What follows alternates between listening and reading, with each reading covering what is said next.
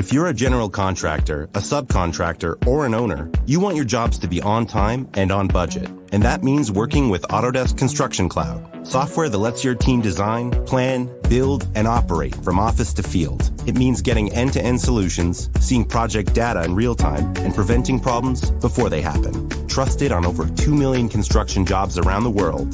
Build with Autodesk Construction Cloud. Try it free today at construction.autodesk.com. Is here. Yep, little Marky Spender. Yep, he'll take one for the team, always. Richard Elmore, gorgeous Pam McSee, Blue Chicken, how are you? Thanks for coming on in. And there's Richard Elmore again. Spookles the cat, I love you, dear. Honestly.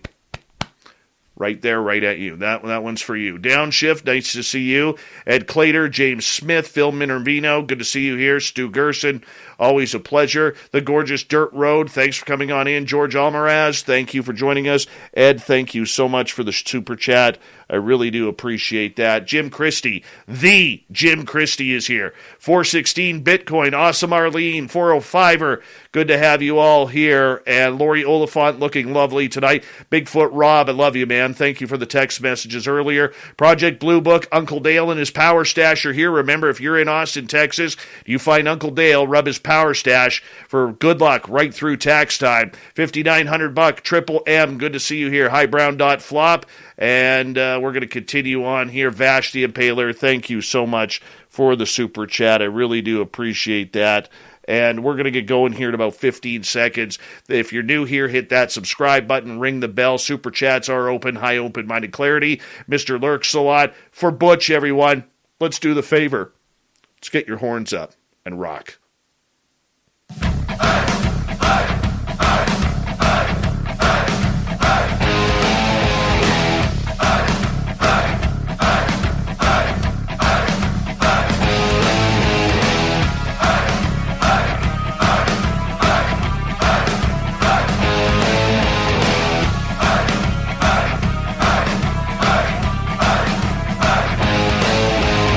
From the mountains of central British Columbia to you listening around the world, this, my friends, is Spaced Out Radio. I am your host, Dave Scott, sitting in the captain's chair of SOR headquarters. We welcome you to tonight's show on our terrestrial affiliates around North America, digitally on TalkStream Live, Revolution Radio, and KPNL. All of our archives are free. Go to youtube.com/Spaced Out Radio. Do old Davey the favor, hit that subscribe button. You can follow us on Twitter at Spaced Out Radio, Instagram at Spaced Out Radio Show, and now on TikTok at Spaced Out Radio. Our website is spacedoutradio.com. We have a plethora of features for you. Rock out to Bumblefoot. Read Shirky Poo's Newswire. Check out our swag as well. Tonight's show is brought to you by Chive Charities. Help make the world 10% happier by visiting Chive Charities today. You can find them on our website. And it's another great night of broadcasting here on Spaced Out Radio tonight. Sinead Whelehan is back. She will discuss ET contact and how to make contact. Then in hour 3, we're going to bring you a story from the swamp. As Swamp Dweller joins us again, we pay tribute to a legend that has left us all too soon. Shirky Poo's got the news as well. And to be honest, with everything going on today, I totally forgot to do a thought of the day. But that's okay. We will survive tonight. Sinead Whelehan is a former research assistant with famed UFO author Grant Cameron and a multiple experiencer in her own right. Her connection to ET contact, consciousness, and the experiencers of UFOs has led her down a path of studying of what has happened to her and others. And this is what she does now. She wants to talk about it. She wants to live it. She wants to know everything that is going on. Sinead Whelehan, it is always a pleasure to have you on Spaced Out Radio. How are you? I'm doing great, Dave, and thank you so much for having me back. I've been looking forward to this. It's good to see you again. It is very good to see you again, and you know, as someone who is an experiencer myself, these are the type of conversations I absolutely love to have. And let's start off with you a little bit, for our audience who may not be as familiar with your research and everything. How did you become an experiencer? What happened to you? Well, there's a quote that I've found recently that I really, really like. It's by the long dead philosopher Soren Kierkegaard. And what he said was that we live life forwards, but we learn it backwards. And as an experiencer, I found that that's true, because my awakening technically didn't really happen until the summer of 2019, when I was given a really, really, really humongous awakening experience that was just like energetically so not overwhelming, but just really massive. And then that continued on for months afterwards. So that's technically my awakening.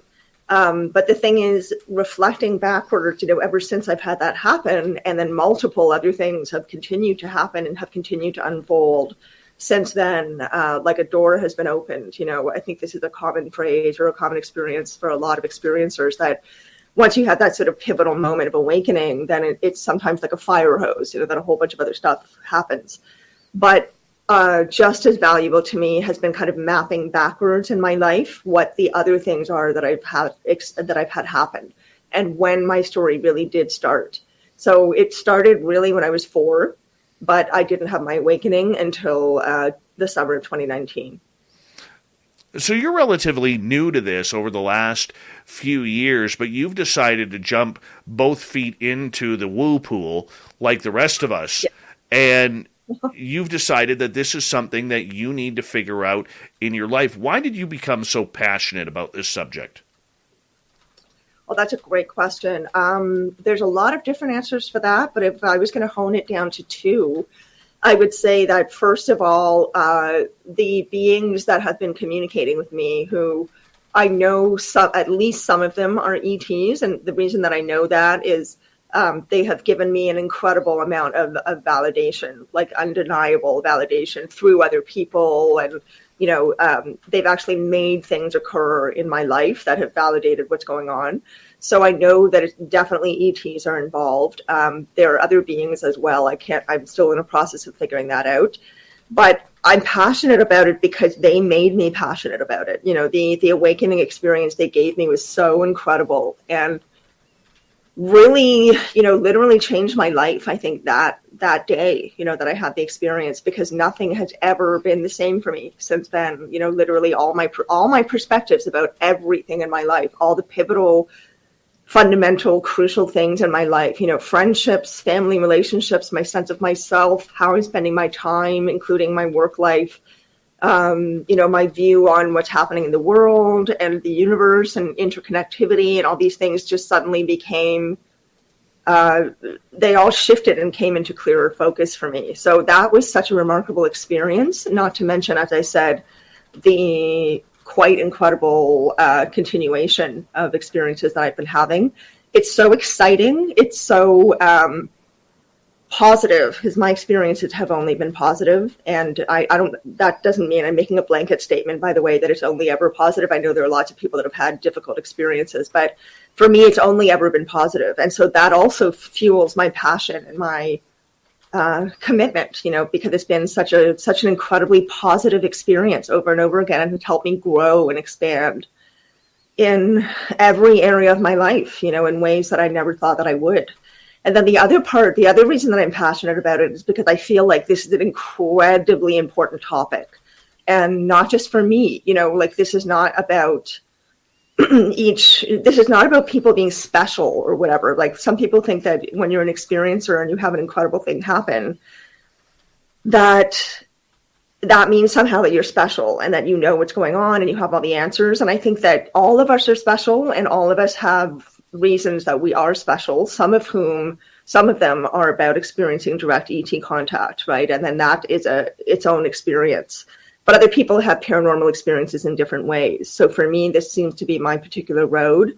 And I feel like it's incredibly, incredibly important, because I think that the conversation has been dominated for far too long by those who are in power, rather than, the millions and millions of us on the ground, who are the people who are actually having the frequent contact and, reaching out to each other and forming communities and validating each other's experience, and sort of spreading the word that this is real. This really is happening. There is an incredible amount of evidence, both in lived experience and otherwise, to prove that it's real. And yet we're still kind of going shopping and paying our bills, and, as if this incredible thing is not present in our lives all the time right now.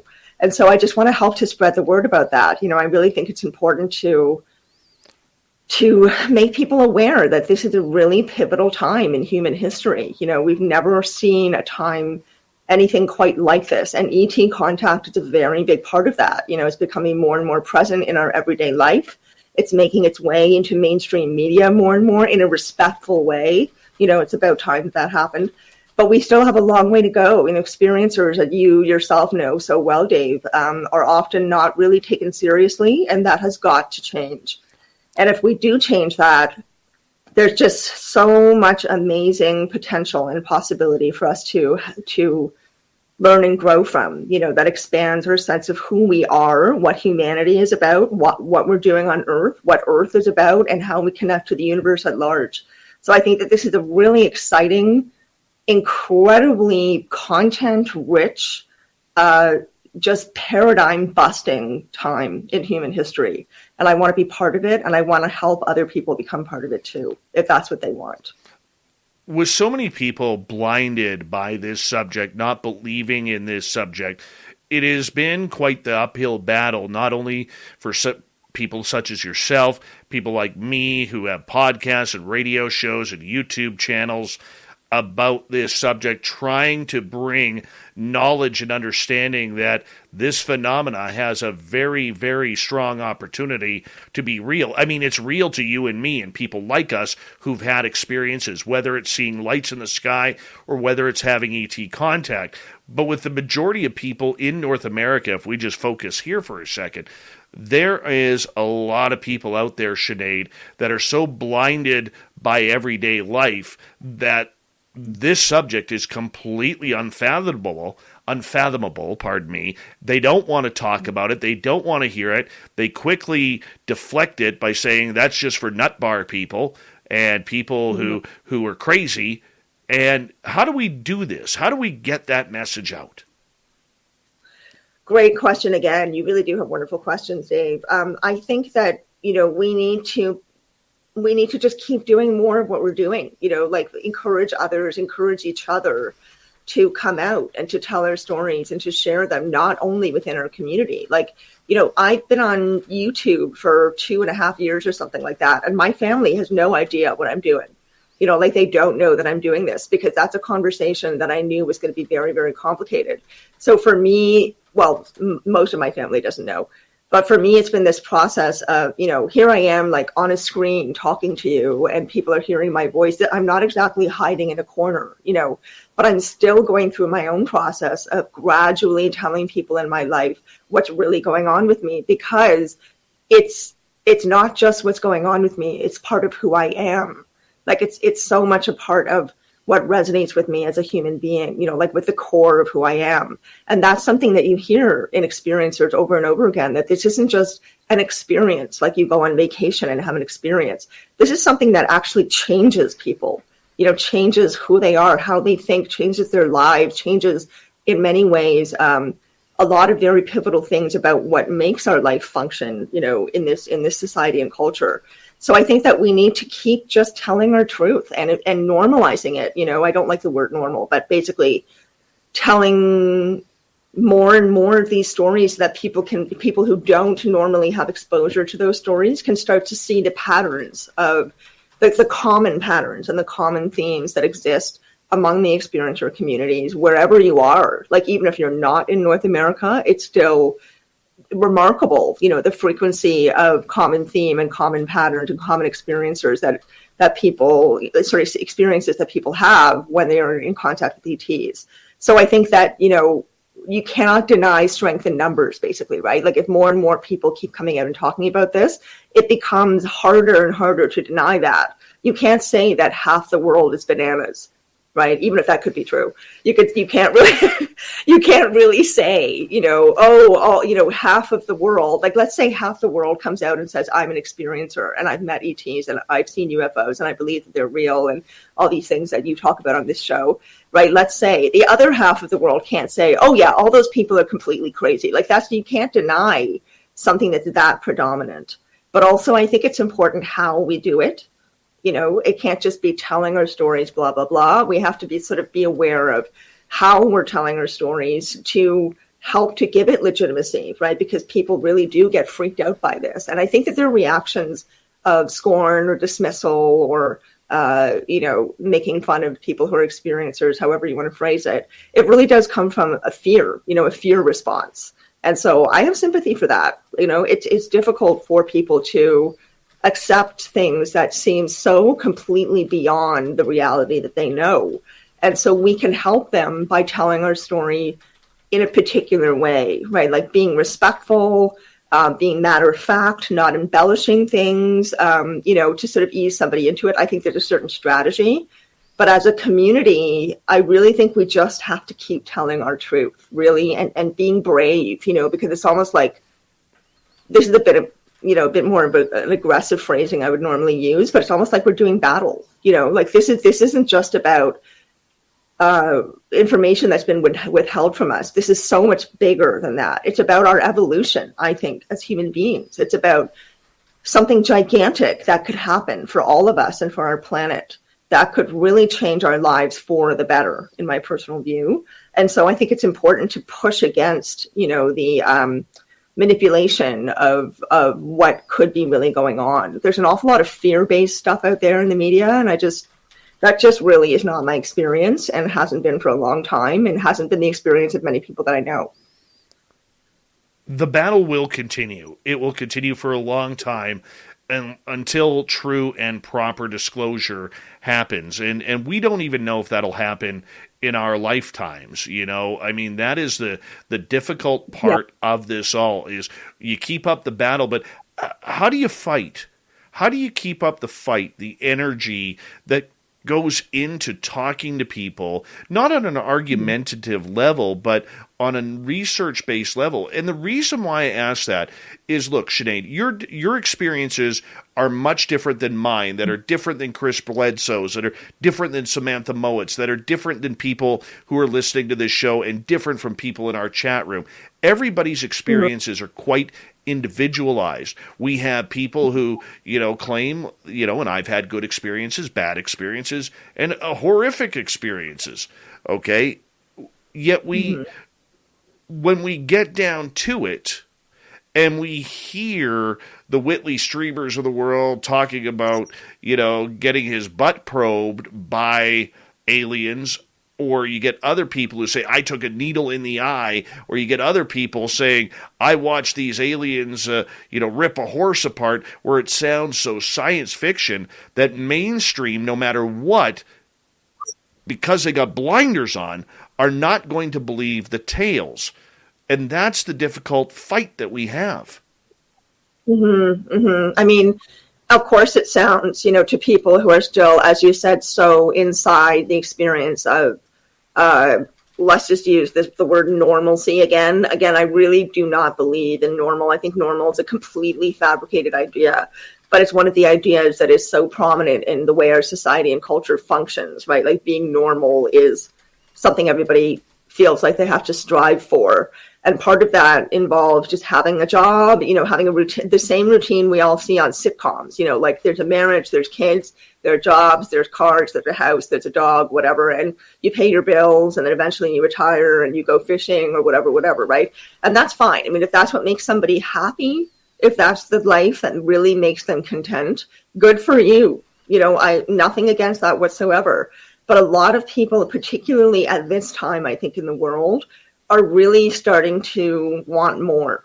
They want to know, they want to feel like there's more substance in their life. They want more substantial human relationships, more substantial ways of connecting with others, more meaning, more substance and meaning in their life. I'm kind of repeating myself, but I just keep hearing that over and over and over again and seeing that everywhere, whether it's in this community or not. So I feel like people are searching for this, even if they are resistant, because of course that makes sense. They would be, I also see more openness. I guess I should speak only from my personal experience right now, more openness than I expected. When I've told people in my life, I really was kind of like, okay, I have to be prepared for this person possibly never being my friend again. And they haven't done that. That's not been their response. So sometimes people can surprise you too, and I think that's something we have to keep in mind as well. Sometimes it's not as scary as we think it's going to be.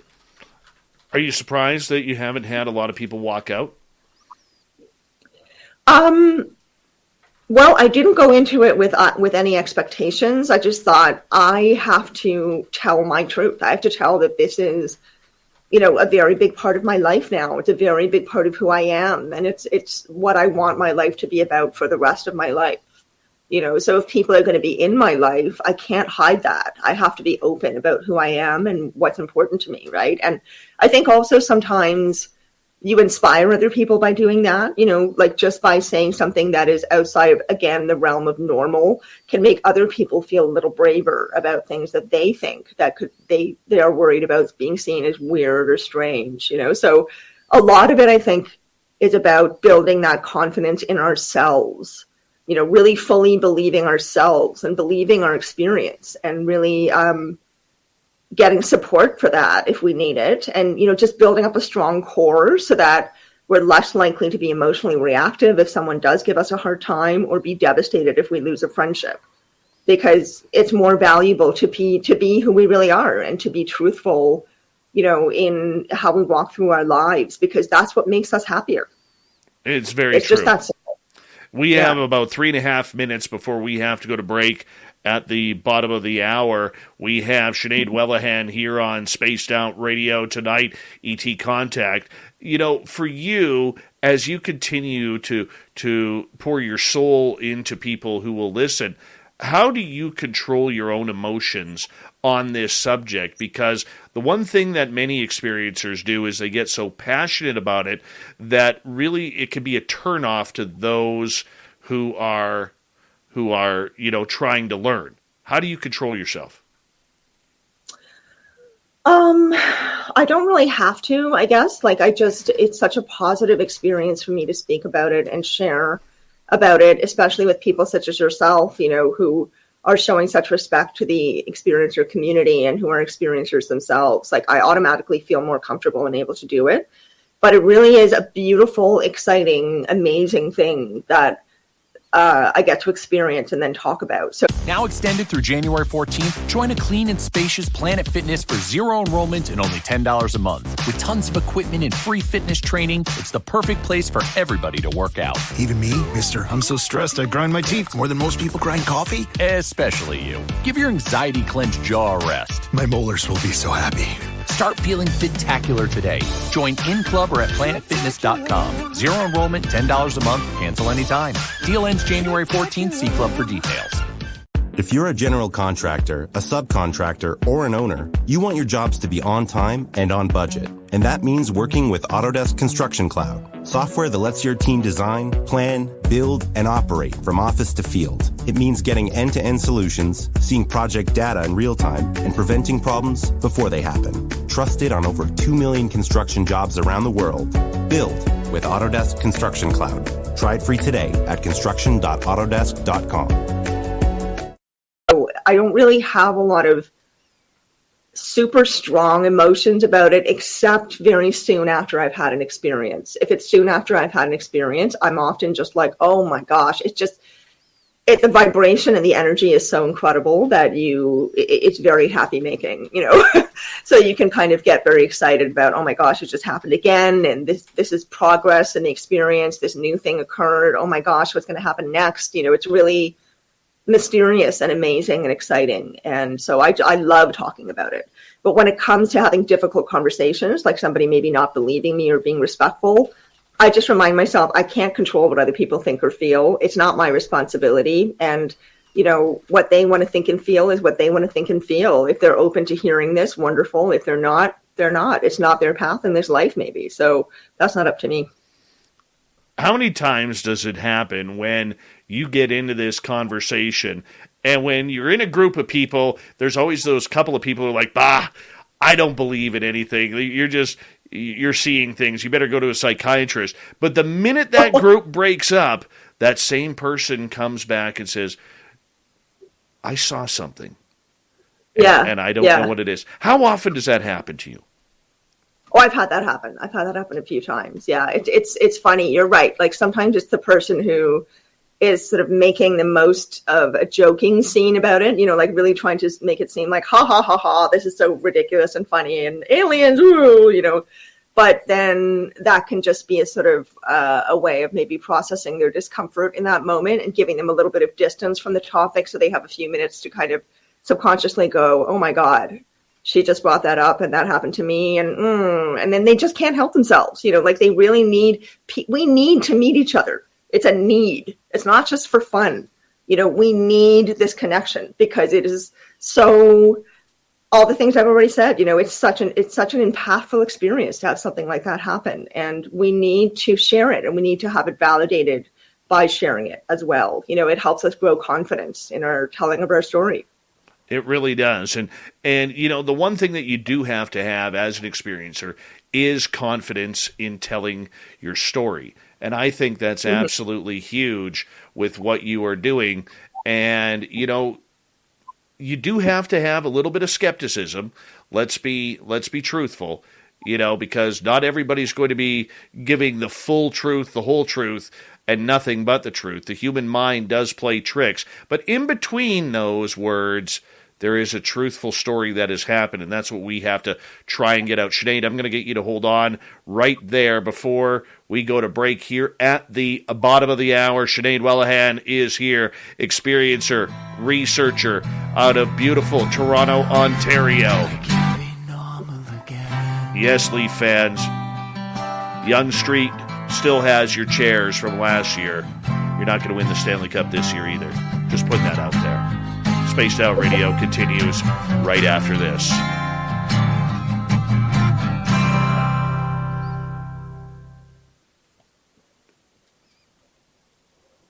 All right, welcome. We're back. I'm actually going to grab some water. I'll be right back.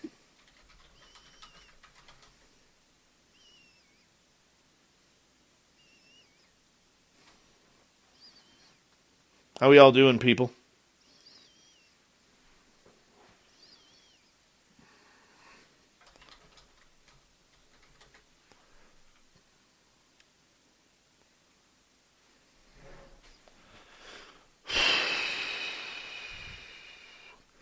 George Almaraz, welcome back to the show. How you doing, buddy? My brother Eugene, good to see you. Mennonite Abe, we're all a little sad today. All a little sad. But that's okay. We will get through this, people. The show must go on. That's all I'm playing in my head right now. Hi, Gorgeous Ronnie over on Spreaker. Hello, Sparkles and Penman over on Facebook. How are you? And, yeah, we're making this happen. Sorry if I'm a little glum today. Just one of those days. Not good things happen today. But that's okay. We'll make it through. We will make it through, people.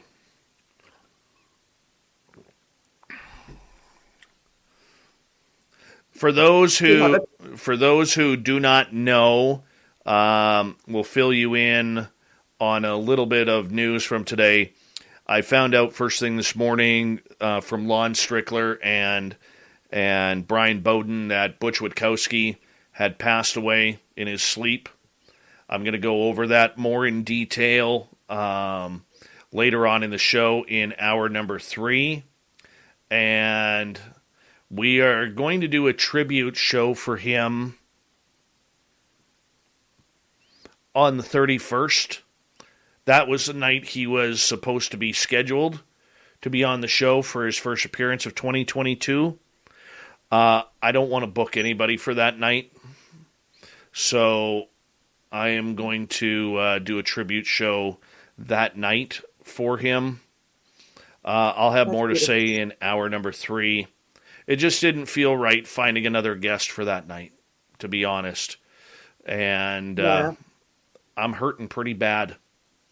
Butch was... I'm so sorry. I'm so sorry for your loss. And it's a loss for the show and all your listeners as well. It's a big loss for us. Sorry. It's a very big loss for us. I'm going to take some time to find the right person to fill in on that show and kind of go from there. But we're going to keep Strange Days going. That's the way he would want it to come. And that's the way it is. Bill Ulm, how are you, man? Good to see you. Love you back. Newfie, no, I did not have a radio show late night around 2010. I was retired from radio at that point, man.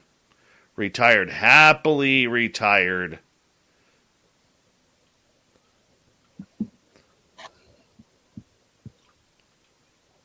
All right, who else showed up here? Reminder to you. Let me grab it from our... Hey, Fapster, how are you? We did lose a good one. Kurt Seltzer with a splash of lime. Nice to see you. Reminder, I will be speaking in San Francisco, UFO Con 2022, February 25th to 27th. We would appreciate if you're in the area, come on down and visit. We're going to hang on out. I know a few people are already, including Brad from Texas, so we're very happy about that. And don't forget, if you haven't signed up yet for our Las Vegas party, yes, it's coming up in just a couple months here. God, do we need it now? We will be toasting Butch that first night. Just saying. It's looking like we will have a live show from Las Vegas. Yeah. So if you're going to go to Vegas, what I need you to do is I need you to click on the link that I just posted there. And you can't click on it on the screen, but in the chat room. And if you're 100% going, you know what? We want to see you there. First 50 people we're going to have a swag bag for, so make sure you check that on out. Well, I am kind of working on radio. Yes, Doug, and the 6 radio stations that we are on, well, they kind of need our programming. Yes, I know there's some belief out there that we are not on terrestrial radio, but yes, we are on 6 radio stations. Hello, gorgeous Diesel Girl. Welcome back, you Fraser Valleyite. And let's see who else has joined us here. Phil, thank you so much for the super chats. I'll go through them next half hour, everyone. Thank you.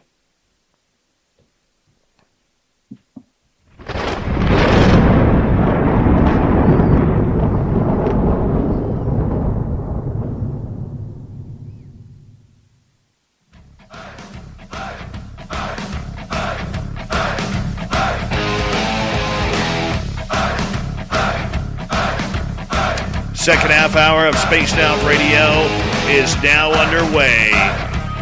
My name is Dave Scott. Thank you so much for joining us here on Spaced Out Radio. We really do appreciate earning your listening ears. Hello, and remember that you can check out all of our free archives by going to youtube.com/Spaced Out Radio. Just do me the favor, hit that subscribe button, our website, spacedoutradio.com. We have a plethora of features for you. Rock out to Bumblefoot, read Shirky Poo's Newswire, check out our swag as well. Follow us on Twitter at Spaced Out Radio, Instagram at Spaced Out Radio Show, and now on TikTok at Spaced Out Radio. We continue on tonight with one of our favorites. Sinead Whelehan is here. We're talking ET contact, and we're having a good time. Sinead, welcome back. Thanks so much, Dave. It's really a pleasure to be here. Do you like titling yourself as an experiencer? Do I like titling myself? Yeah, I do. Yes.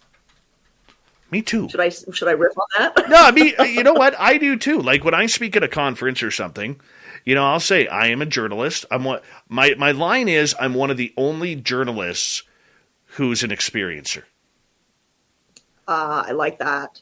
And I like that. That's a great point. Yeah, and so a lot of people like it. They like the title of it being an experiencer. It gives something. People love titles, all right? And, they do. You know, I mean, Lord knows that today, believe it or not, there's studies shown on this, that people would rather have a title than a pay raise at work. Because it shows a sense of authority, especially to younger generations. That's why you see at so many places now somebody making like just $1 over minimum wage, but they have a title of a assistant manager of flipping burgers, or night shift manager or whatever, because people are addicted to titles. And thank you, social media, for another one. But for you, the reason why I ask that is because the research you've done into this topic is not just for the benefit of you. It's for the benefit of other people who are having this experience. What have you learned personally about ET contact in these few short years? Oh boy, that's an enormous question. I've learned so much. It's hard to boil it all down to a few things because there are so many researchers out there who've made such a significant impact on the field, and their perspectives vary somewhat. What I find most fascinating is the fact that the research is leaning more and more towards it being about consciousness, not so much about the physical aspects of these experiences, so while the technology is definitely fascinating and should be investigated and is being investigated, although that's not officially announced yet, it's only one part of the puzzle, like figuring out how a UFO flies and back engineering and all these things that people are really fascinated with. That's just one part of it. There's a bigger question at hand, which is what are they doing here? How long have they been coming here for? Because the research does say, depending on your field, some people are very nuts and bolts about their research. Other people are a little bit more exploratory or like experimental. So depending on the type of research you're doing, there's a lot of paperwork, documentation, scrolls, scriptures, all kinds of things dating way, way, way, way back, like thousands and thousands of years ago, including pieces of art, innumerable pieces of art from cultures all over the world. This is always an international thing. This is not a North American thing. And a lot of times people think that it is. Now we're expanding and we're starting to realize that this really is a global phenomenon. So there's more diversity coming into the field, which is something I think is incredibly important. But, the fact is that there is a tremendous amount of material that indicates very strongly that ETs have been here for a very long time, and might have contributed to the development of certain technologies we use now, or, agricultural methods, or structures we've built, there are things that we can't explain that have been leaps in human knowledge and human development, such as agricultural practices or, the pyramids in Egypt. Huge leaps forward for those civilizations that are somewhat mysterious. There isn't really an explanation for how people would have been able to do these specific things. So the research now is, I feel, catching up to that a bit more. It's become not so much about the nuts and bolts. What are UFOs? What are the shapes of them? And, what do the beings inside look like? It's become a lot more philosophical and become more esoteric. And what I find really, really fascinating is that different fields of inquiry, there's science, there's medicine, there's history, there's whatever, psychedelics even, all these different fields that would seem to have nothing to do with each other. Quantum physics is another huge one, variant of quantum physics. So, there's all these different fields, and they all are starting to intersect now in their growing understanding and information gathering about what UFOs are, what ETs are, but more philosophically, why they are here and how they may have always been here and have participated for millennia in, all kinds of different aspects of human development. And that could even be down to our DNA. I mean, there's so many different interesting ideas out there that come from some really incredible thinkers. So there's a juicy treasure trove of information out there to find, to investigate all these different ways that ETs and UFOs have manifested in the world. And that's really what I find the most fascinating, is how broad and varied and ancient a lot of these experiences and this information, how old they really are, and then how now it seems to be a time for a lot of researchers where they're starting to tie together bits and pieces that have been in all these other fields that are now starting to intersect and create a fuller picture of what could be going on. And I find that incredibly exciting. I think it's incredibly exciting that quantum physics is able to give us a clearer idea of what our reality actually is, as opposed to what we think it is. Just a lot more mind-expanding information coming our way rather than nuts and bolts. And that's what I'm all about. Does the mainstream public want or need ET contact? I think that the mainstream public, I don't think is there yet. Do they need it? That's a big question. I mean, I think that a greater understanding and interaction with the universe as a whole is something that we all need, because I think it's part of our innate nature as well. And, there's science backs that up, right? Like there are structures in our bodies and in natural systems all over the earth that mimic structures and materials that are found in outer space, on other planets.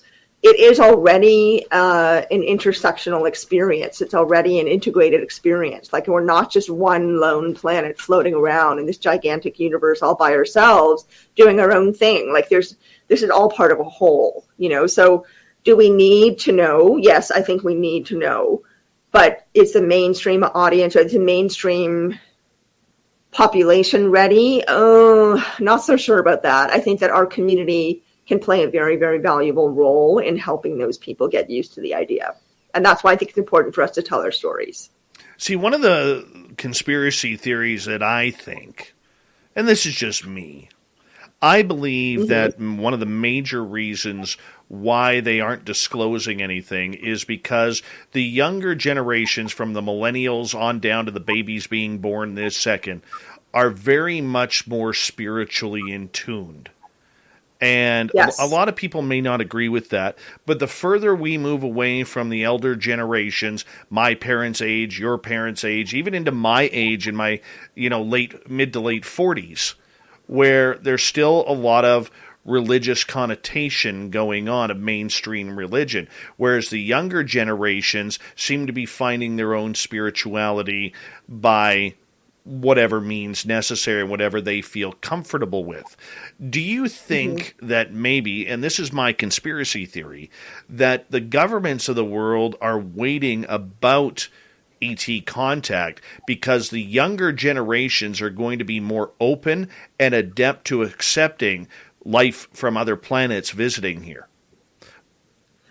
Oh, I think that's a wonderful idea. I'm not sure that the government is that tuned into what's happening with the younger generations. I don't know. I mean, I think that sometimes we attest a lot more to the government than what could be actually going on. Like, I think most people in the government are just doing their jobs, like they're just as much entwined in the 3D as all the people we were talking about earlier who have not yet woken up to what's going on.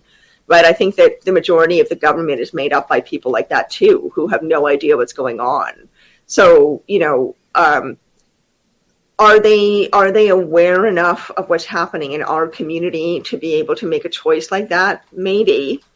I think, there's all kinds of guesswork we can make about why they would be withholding this information. Like, why not just tell us flat out that this stuff is true and it is real and it's physical and otherwise. I realize exactly, I know exactly what you're thinking. I feel that way too. All we got to do is just say yes. That's it. The word yes. You don't even have to go into detail. Are aliens here? Yes. Have we been contacted? Yes. What's happening? Yes. Okay, it's a one-word answer. But the point that I'm getting at here, Sinead, is I think they are scared. They are scared for the military-industrial complex. They are scared for the religious communities, because remember, out of the 7.8 billion people on this planet, at least 4.5 billion of them are still religious one way or another, of the praying to the 5,000 gods that are hovering around this planet at any time. But there's also the economic factor. What happens to the economy? Does it crash the economy? Does it cause a huge decrease in value of everything? There is a lot that needs to be weighed out with this decision. I think a lot of that decision was made back when the New York Times article came out, and then the admittance by the Pentagon in 2020 that this stuff is real. Again, last year, what we're seeing now with the DNI reports and everything that's come out, I think we're into something deep here, Sinead, that is all preparation, waiting for the next two generations to die off, so that way the younger generations can be more open-minded and accepting. I certainly hope so. I certainly hope so. I mean, Dolores Cannon talks about, if anybody follows Dolores Cannon, she's the QHHT, quantum hypnosis healing therapist, expert, or she's passed away since, but she also channeled and was a remarkable person in other ways. And she and some other people have talked in the time before AT&T fiber internet. Shame! Shame! Shame! What did you do, love? I ran out of internet data. And they're making you shame walk. No, it's just how I feel. Shame! Shame! In the time after AT&T fiber internet. Nice to have unlimited internet data, right? Right. The dawn of a better internet era with AT&T fiber. Limited availability in select areas. Check eligibility at att.com/getfiber. Restrictions apply. If you're a general contractor, a subcontractor, or an owner, you want your jobs to be on time and on budget. And that means working with Autodesk Construction Cloud, software that lets your team design, plan, build, and operate from office to field. It means getting end-to-end solutions, seeing project data in real time, and preventing problems before they happen. Trusted on over 2 million construction jobs around the world. Build with Autodesk Construction Cloud. Try it free today at construction.autodesk.com. About these different waves of humans coming into Earth around, I can't remember how many decades, but over a series of generations, essentially. And that, one generation was supposed to be the one to kind of first come along and start planting the seeds and making sort of, preparation for other people to be able to digest the reality of these possibilities a little bit more easily. And then that second wave was going to be able to help the next one and so on, right? So I really would like to think that that is true. I think that, it's apparent that the rollout of disclosure is definitely very deliberate, very slow, very controlled. Why are they doing it that way? Gosh, again, we can only speculate. Like you, I'm not sure that the mainstream population would be able to handle the reality right away. I think it does need to be done very carefully.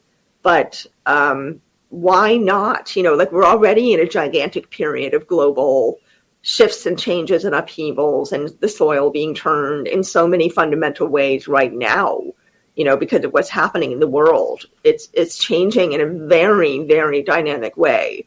Climate change, politics, all kinds of stuff. And so why not take advantage of that? Why not let disclosure occur sooner rather than later while we're already going through all these fundamental changes? Because I think it's inevitable that people are going to be a bit shook, right? Like when or if this reality is truly revealed officially and visibly to people of the world. Sinead, I think a good way to kind of put that is, and exactly what David S. says in our chat room, and we've said it numerous times on this show. Look at the way people have treated people through COVID. Look at the way we are now. And I'm not trying to start a big COVID debate here, okay? Because frankly, I don't care if you're vaccinated or unvaccinated. Let's just be human beings, and we're not seeing people be human beings right now. Okay. Yeah. I mean, look at the way people ran to this day, run to the store to empty out the meat and the milk and the toilet paper and the vegetables and the fruit. There is no food shortage. There's a stupidity extension going on in this world right now with a lot of things. That's not downplaying the disease. That's not downplaying the subject. We're not thinking clearly. Now, you bring on aliens into this. How is the world going to react? We are going to be out of everything. And I think that this has been an eye-opener, COVID that is, for how the public is going to react during a major world event again. Now, I'm not saying war, because I know tensions are high once again, and it's all around Mother Ukraine. Damn Ukrainians, always stirring it up. I'm Ukrainian, by the way, so don't take that as an insult, fellow Ukrainians, okay? But the point that I'm getting, and no vax talk in our chat room, thank you very much, okay? The point that I'm getting at, Sinead, is we can't handle a disease in 2022. How are we going to handle finding out life from a different planet? Yeah, that is such a huge question and a very, very relevant concern. And if I was going to suggest anything as any kind of a remedy, I really, really think that we need to do some hardcore personal work. Like, I'm all about personal work. I'm all about, establishing a really strong relationship with ourselves. And I don't mean in the usual Hallmark card kind of way, like make yourself a nice cup of hot chocolate and have a bath and that you've spent time with yourself. I mean, like, actual, real, hardcore personal examining of who am I? Like, what kind of human being do I really want to be? How do I want to respond in a situation where I may feel threatened or I may feel like a fear response or an anxiety response coming up? What kind of human being do I want to be? What kind of life do I want to be living? How do I want to be treating other people? How do I want to be treating the planet and animals? How do I want to be, what kind of a person do I want to be? Like, what is my life for? Why not take advantage of this time where everything is shifting and changing to do that? And I don't, how can we not benefit from doing that kind of personal examination? Because it always results in a clearer connection with who we truly are, like our actual nature underneath all the conditioning and the, illusions that we're fed all the way through our life. And then the more connected we are to ourselves in a really authentic, grounded way, the more likely contact is to happen. Like, that seems to be what the data says, is that people who already have a sense of questioning about, the world, about themselves, looking for a deeper meaning in life in whatever way, those people are often the ones who have contact happen because they're open to receiving it. Even if there's a tiny, tiny little crack there, that still allows for the possibility of the receptivity to be there for the contact to occur. So I think that a lot of it, quantum physics kind of backs this up. A lot of what quantum physics is talking about is how, and this is old news, everything is essentially energy. Like, things appear to be solid and real, but they're not actually solid and real. Including ourselves, we're made up of bajillions of vibrating molecules that create the illusion of something being solid. So everything is essentially made up of energy, like perpetual motion and vibration and also light. Okay. So if we talk about that just for a minute, those three things, energy, vibration, and light, are directly in alignment with a lot of hardcore spiritual practices. And when I say hardcore, I don't mean fundamentalist. I mean really like established, disciplined spiritual practices that people can follow. And then, you're also nurturing a sense of, I'm going to rephrase this. I think that when you're doing that, when you're focusing on the energy and the vibration, which is the true nature of everything around us, you're able to tune into that in yourself as well. The fact that we are energy and vibration. How do we send that out into the world? Well, with our thoughts and our actions, right? And again, this is backed up by science. We create certain thoughts. We can affect the molecular structure, literally, of the other beings or other physical things around us. So there's an example I gave you last time I was on the show of, thanks, Nicole. Nice to see you. Of this study that was done, I believe, in Japan, where there was a circle of people sitting around a body of water, a pond or a lake, and they all did a meditation. And they did two different types of meditations. So they tested the water. They took samples of water both before and after they did these things. One meditation was sending bad thoughts, so-called bad thoughts, to the water, like telling the water it was bad, just telling it bad things about itself, like the same way you do it about a person that you're trying to put down. And the water molecular structure changed and became distorted and became, ugly. Like, that's one way you could put it, right? But then they did a meditation where, and again, they took samples of the water before and after. They did a meditation where they sent only love and only positive thoughts and positive vibration. And again, this is a meditation. They're not doing anything except sitting around the perimeter of this body of water, sending these thoughts and feelings to the water.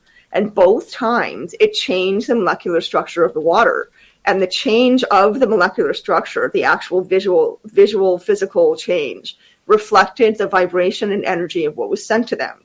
So the ugly thoughts and feelings that were sent to the water made the molecular structure ugly. It made it distorted, and it was sort of out of place and looked like a disease, and actually similar to an invading bacteria or a mutating cell, right? Very similar to that kind of look. The other molecular structure was absolutely beautiful, perfect, crisp, clean, detailed, gorgeous structures like snowflakes.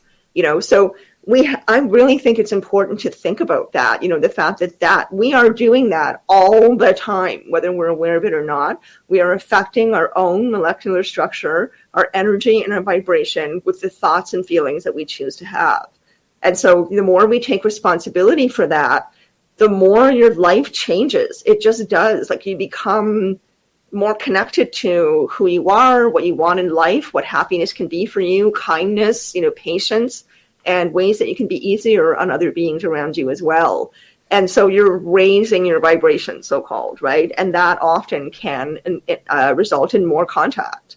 So for me, it's really, I can only speak about my own experience, right? Like, I'm no worldwide expert or anything like that. I think everybody can only speak about their own experience and their own sort of set of knowledge and what they're drawing from.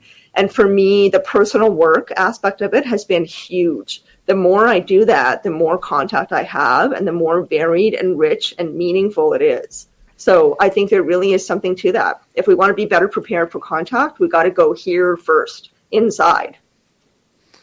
Sinead Whelehan is our guest tonight on Spaced Out Radio. We got about 90 seconds here before we have to go to break at the top of the hour. Sinead, for ET contact, do you recommend it for people who want to learn? I'm sorry, can you say that again? Do you recommend ET contact for people who want to learn? Oh, absolutely. Absolutely. It's much, much easier than you think. And they want to be in contact with us. Like, they really do. I think that it's something that we need to entertain a bit more than the fear-mongering aspect that is so clearly being marketed to us through, let's say, films and television. It's just not the reality for a lot of people. And if you look at something like Ray Hernandez's free survey and all the data that was collected through that survey, the vast majority of experiencers have had positive or neutral experiences. It's only a small number of people that have had really frightening experiences. So I think that those experiences are just as valid as anybody else's. But I want to say that as a way of encouraging people. Like, I think a lot of the marketing is, be scared, they're going to come and take us over. But I just don't feel like that's actually the case. Right. That's me. All right. Well, we will get to more ET contact when we return on hour number 2. How do we do it?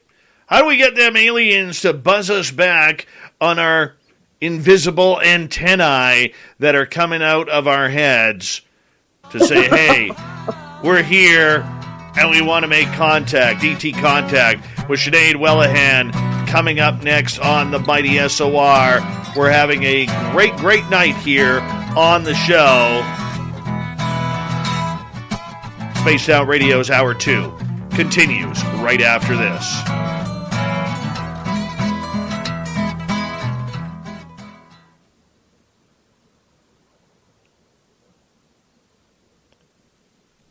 Hi, Obi Flett. Hello, Sonia's News. Looking lovely tonight. Millennium, good to see you, my man. How you guys doing? Eva, how are you? Eva. Remember Wally? Eva. Stunning Stephanie Jackson.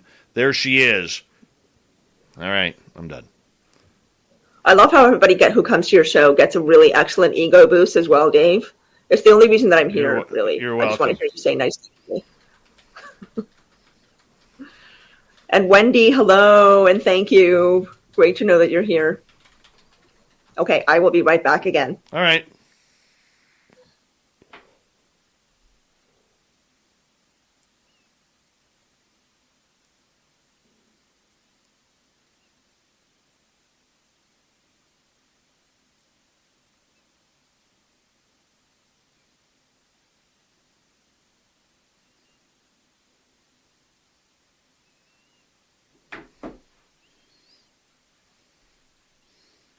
All right.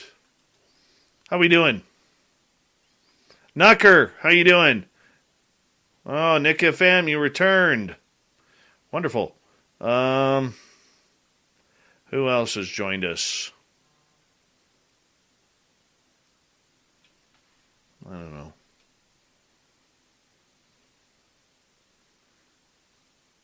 Tits McGee, thank you for filling in for the vacationing Veronica Corningstone.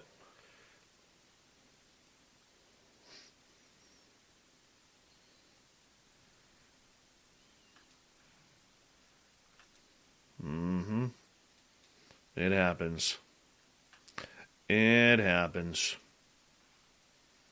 I want to say a big thank you so far tonight to Surf Chair, Vinman, Patrick, Ethereal Aura from earlier, Jason, Andrew, Mennonite Abe, Tim, Ed, Vash, Dirt Road, R&R, Lori, Phil, and Fapster for the wonderful love tonight. I really appreciate the super chats. It's a great way to support what we do on this show on a nightly basis, so thank you so much for the love. And it's been a long day. Neil Attenbury, how are you? Good morning to you over in the UK. Bet she has a great accent. I'm Neil Attenbury. You're listening to the BBC. I don't know. Gary Roosin, how you doing, man? All right. I'm having fun with you tonight, Sinead. I'm so glad to be able to put a smile back on your face, Dave. I know you were feeling a little blue when we started. I needed you today. Thank you. Oh, I needed you too. I love these conversations. It's great to come here. I need you now. More than words can say. I need you now. I know. I haven't thought about that song in so long. And actually, I was making a 90s playlist the other day. I'm going to put that on it. Nice. Cheese to the max. The best power ballad of the early 90s, Never Let You Go by Steelheart. I don't know that one. You're going to have to send it to me. It's crazy. Facebook. That singer, I mean, he must get kicked in the nuts about 17 times through the song just in order to hit those high notes. Terp Girl, welcome to Spaced Out Radio. How are you? Oh, seriously. Seriously, it's crazy. I am a sucker for power ballads. I am a total sucker for power ballads. I was listening to Melinda Etheridge, remember Come to My Window? Yeah.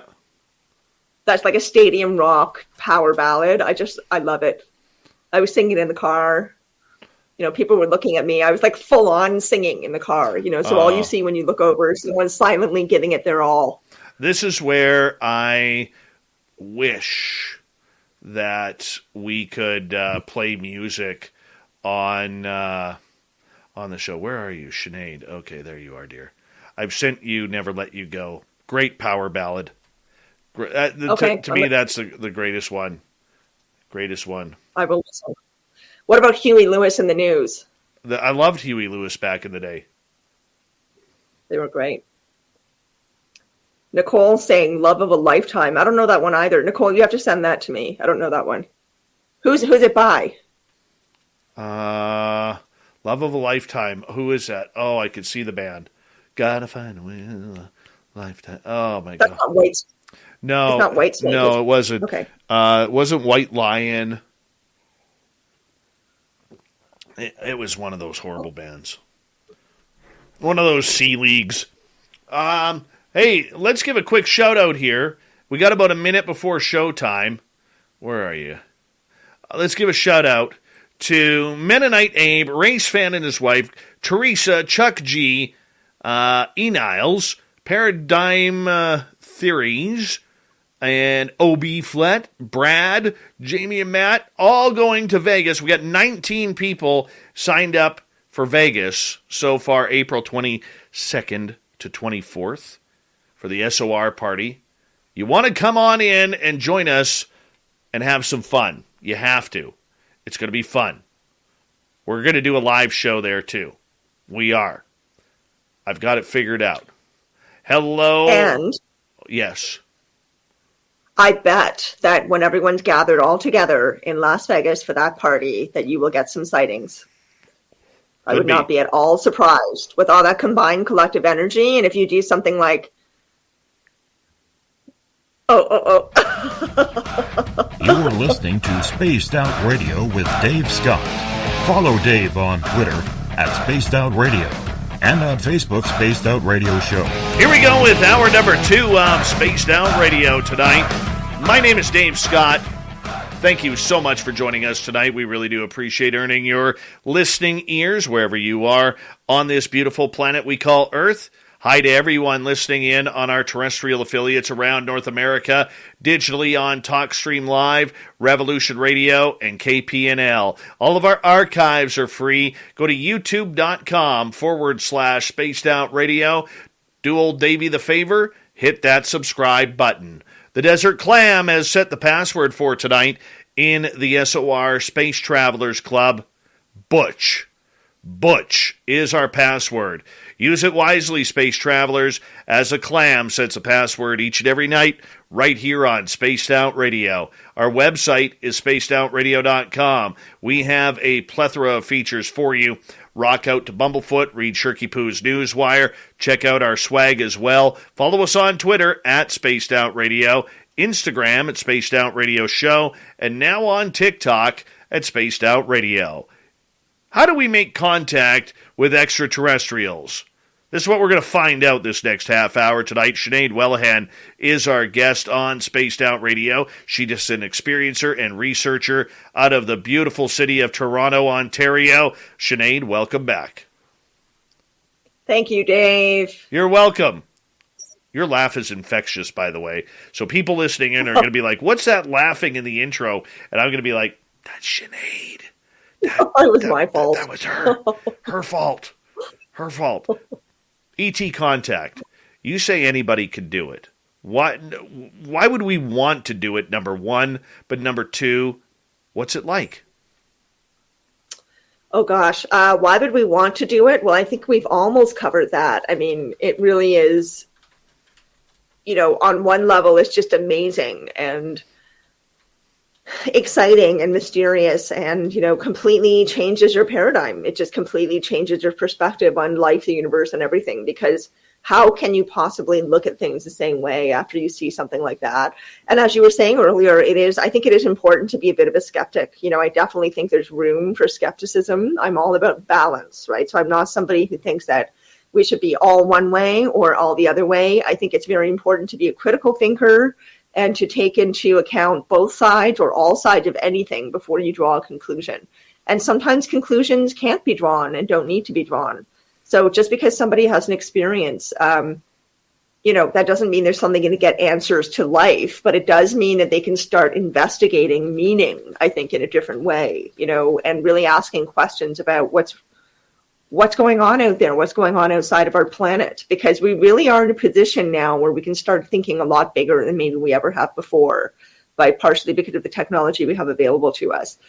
So it is easier than people think. I mean, it really is. I really come back time and time again to it being about your intention, where your heart is at, where your mind is at, where your energy and vibration is at, because if you're trying to do a C5, meaning a contact. Got a new kitten? Or looking to spoil the ones you already love? Shop online at Chewy. Find food, litter, scratchers, even prescriptions. We've got everything you need to make them happy. Plus, you get fast free shipping on orders over $49. Visit Chewy.com today. If you love to be remembered as the person who gives the best birthday gifts, I'm here to tell you that 1-800-Flowers.com is your ultimate birthday gifting destination. 1-800-Flowers has thoughtful and artfully created options that are guaranteed to deliver the best birthday surprise. Shop thousands of unique gifts at 1-800-Flowers.com for exclusive offers and great values. To order today, visit 1-800-Flowers.com/tune-in. That's 1-800-Flowers.com/tune-in. Initiating contact with ETs. Let's say by yourself in your living room, which you can do. But if you're doing that and you're just like, okay, I want to meet you, but I don't really want to meet you because I'm really scared of what you're going to look like, it's not going to happen. If you're scared, most likely, and you're sending that out, most likely it's not going to happen. But if you try to look at it like they are coming for, a reason, they could have attacked us ages ago. So I think this whole thing about, why are they really here? Are they going to try to take us over? I just don't believe in that. That's my personal view because it has not been my personal experience, but it also does not line up at all with the research that I found or the research that Grant has found or any of the other major researchers. There's really not any firm, clear evidence that they're here to hurt us. but there's a lot of evidence that they had been here to help, to heal, to assist, to communicate, to facilitate contact with them. So then moving on to your the second part of that question, what is it like? Again, I can only speak from my own experience. It is wonderful. It's absolutely wonderful. It's mind-blowing. It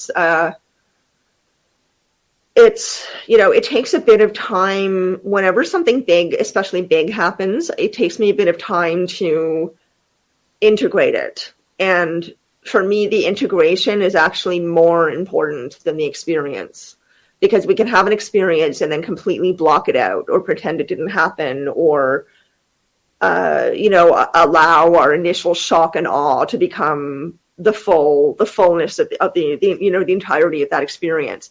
But if we take some time to really kind of sit with it and integrate it and sort of get to know the experience as well as we possibly can, then it really does have more value, because I feel like it just sits in you a little bit more firmly and with more clarity, right? If you take the time to really to write about it, or just to talk about it with someone, to just digest it in some way. So that's a very big part of my experience. But it really has overall, I'm just going to make a sort of general blanket statement for now. It is wonderful. It's really, really, really wonderful.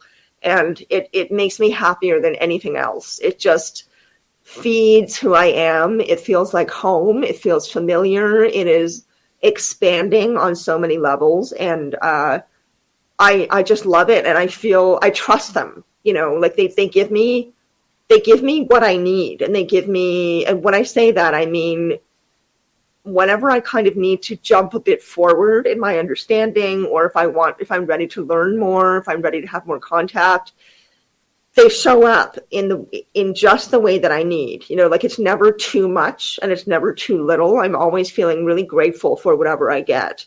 And it comes in like really small ways or in really big ways. But overall, it's just the most incredible experience. Like, I have to keep kind of pinching myself and saying, is this real? And then I get another form of validation that just makes it undeniable that it's real. The validation is really extraordinary.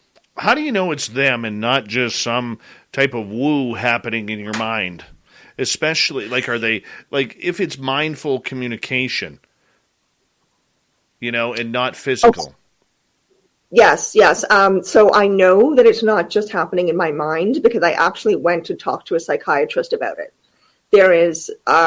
I'm somebody who's always believed in exploring myself, like exploring my own mind, getting to know myself as a human being the best that I can, so that I can uproot, unhealthy or non-beneficial ways of being, either for myself or the way I treat other people or animals or whatever, to just become a better person, right? So a lot of my life has been about investigating myself and kind of turning over the soil of who I am and trying to become a better human being. And so part of that has been going to therapy. So I put myself in therapy when I was 15. There's a place for therapy. Sometimes there's not a place for therapy. And, I think for experiencers, there's definitely a fear of going to therapists and being labeled as crazy, which I think is a very reasonable fear. In my case, I got really lucky. I got a really, really compassionate, empathetic woman as a psychiatrist who I saw only a few times, and wanted to talk to specifically about this and about other tremendous changes that were happening in my life as a result of these experiences.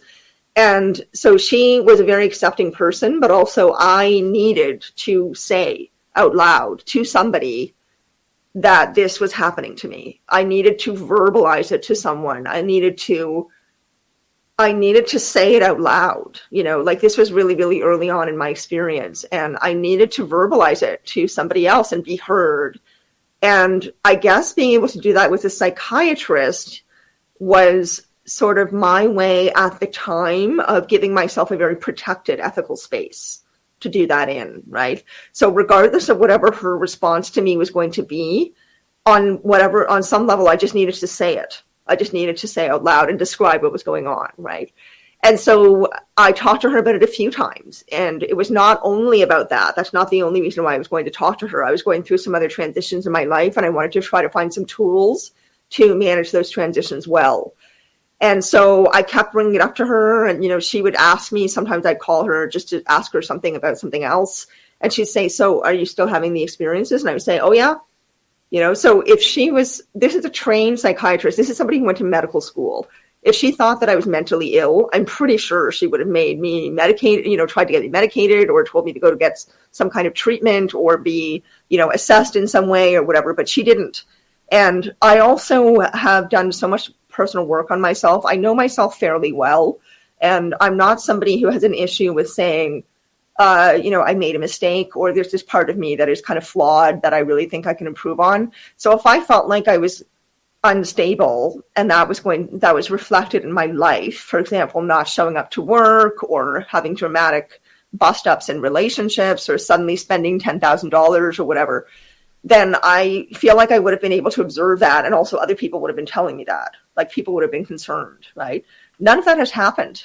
My life has become more stable. I have become more happy. I have become more connected with my purpose in this life. I'm in a better position than I have been mentally, emotionally, spiritually, physically, in the conditions of my life. The physical and material conditions of my life are all better than they were before I had my awakening. So, I want to say that to encourage people as well. I think that there really is this sort of fundamental shift in thinking and in attitude and in need that is starting to permeate our different levels of our society in really subtle ways. And, I think that's kind of fascinating in and of itself, because I'm not sure that 5 or 10 years ago, let's say 10 years ago, that I would have been able to say to any psychiatrist, I think this is happening. I think I'm communicating with aliens or extraterrestrials, or however you want to phrase it, without them saying you're definitely bonkers. But now it's become more digestible for people who don't fully exist in our community to entertain the possibility that this is real, because there's more and more official information coming out. There's more and more evidence coming out. And I really just feel like people are starting to think differently. The systems that we've been relying on all these years are breaking down. And I feel like that's correlating with a shift in our needs. We need to live differently. People are showing that in so many different ways, including getting back to rural communities, growing their own food.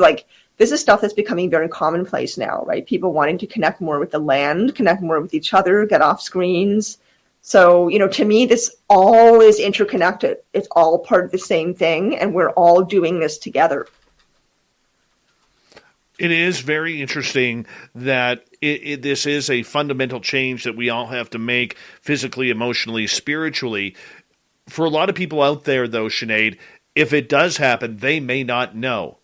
They're not tuned into that little voice in their head or that meditative connection that may happen. How do people know that it's not their imagination that they are connecting with, that it is actual ET beings, if it's more on an etherical level?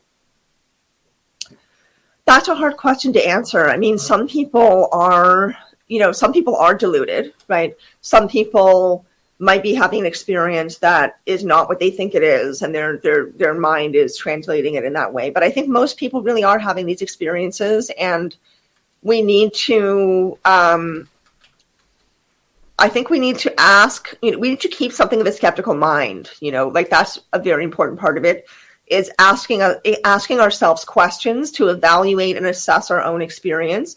And then that's part of the value of doing what you do, Dave, when people come on your show and have conversations about this. It allows for all the listeners to kind of reflect and evaluate their own experiences as well through hearing those of others. So community is incredibly important. So I think it's always important to look for ways to test your experience, right? Ways to experience validation. So the validation is a very, very big part of it for me.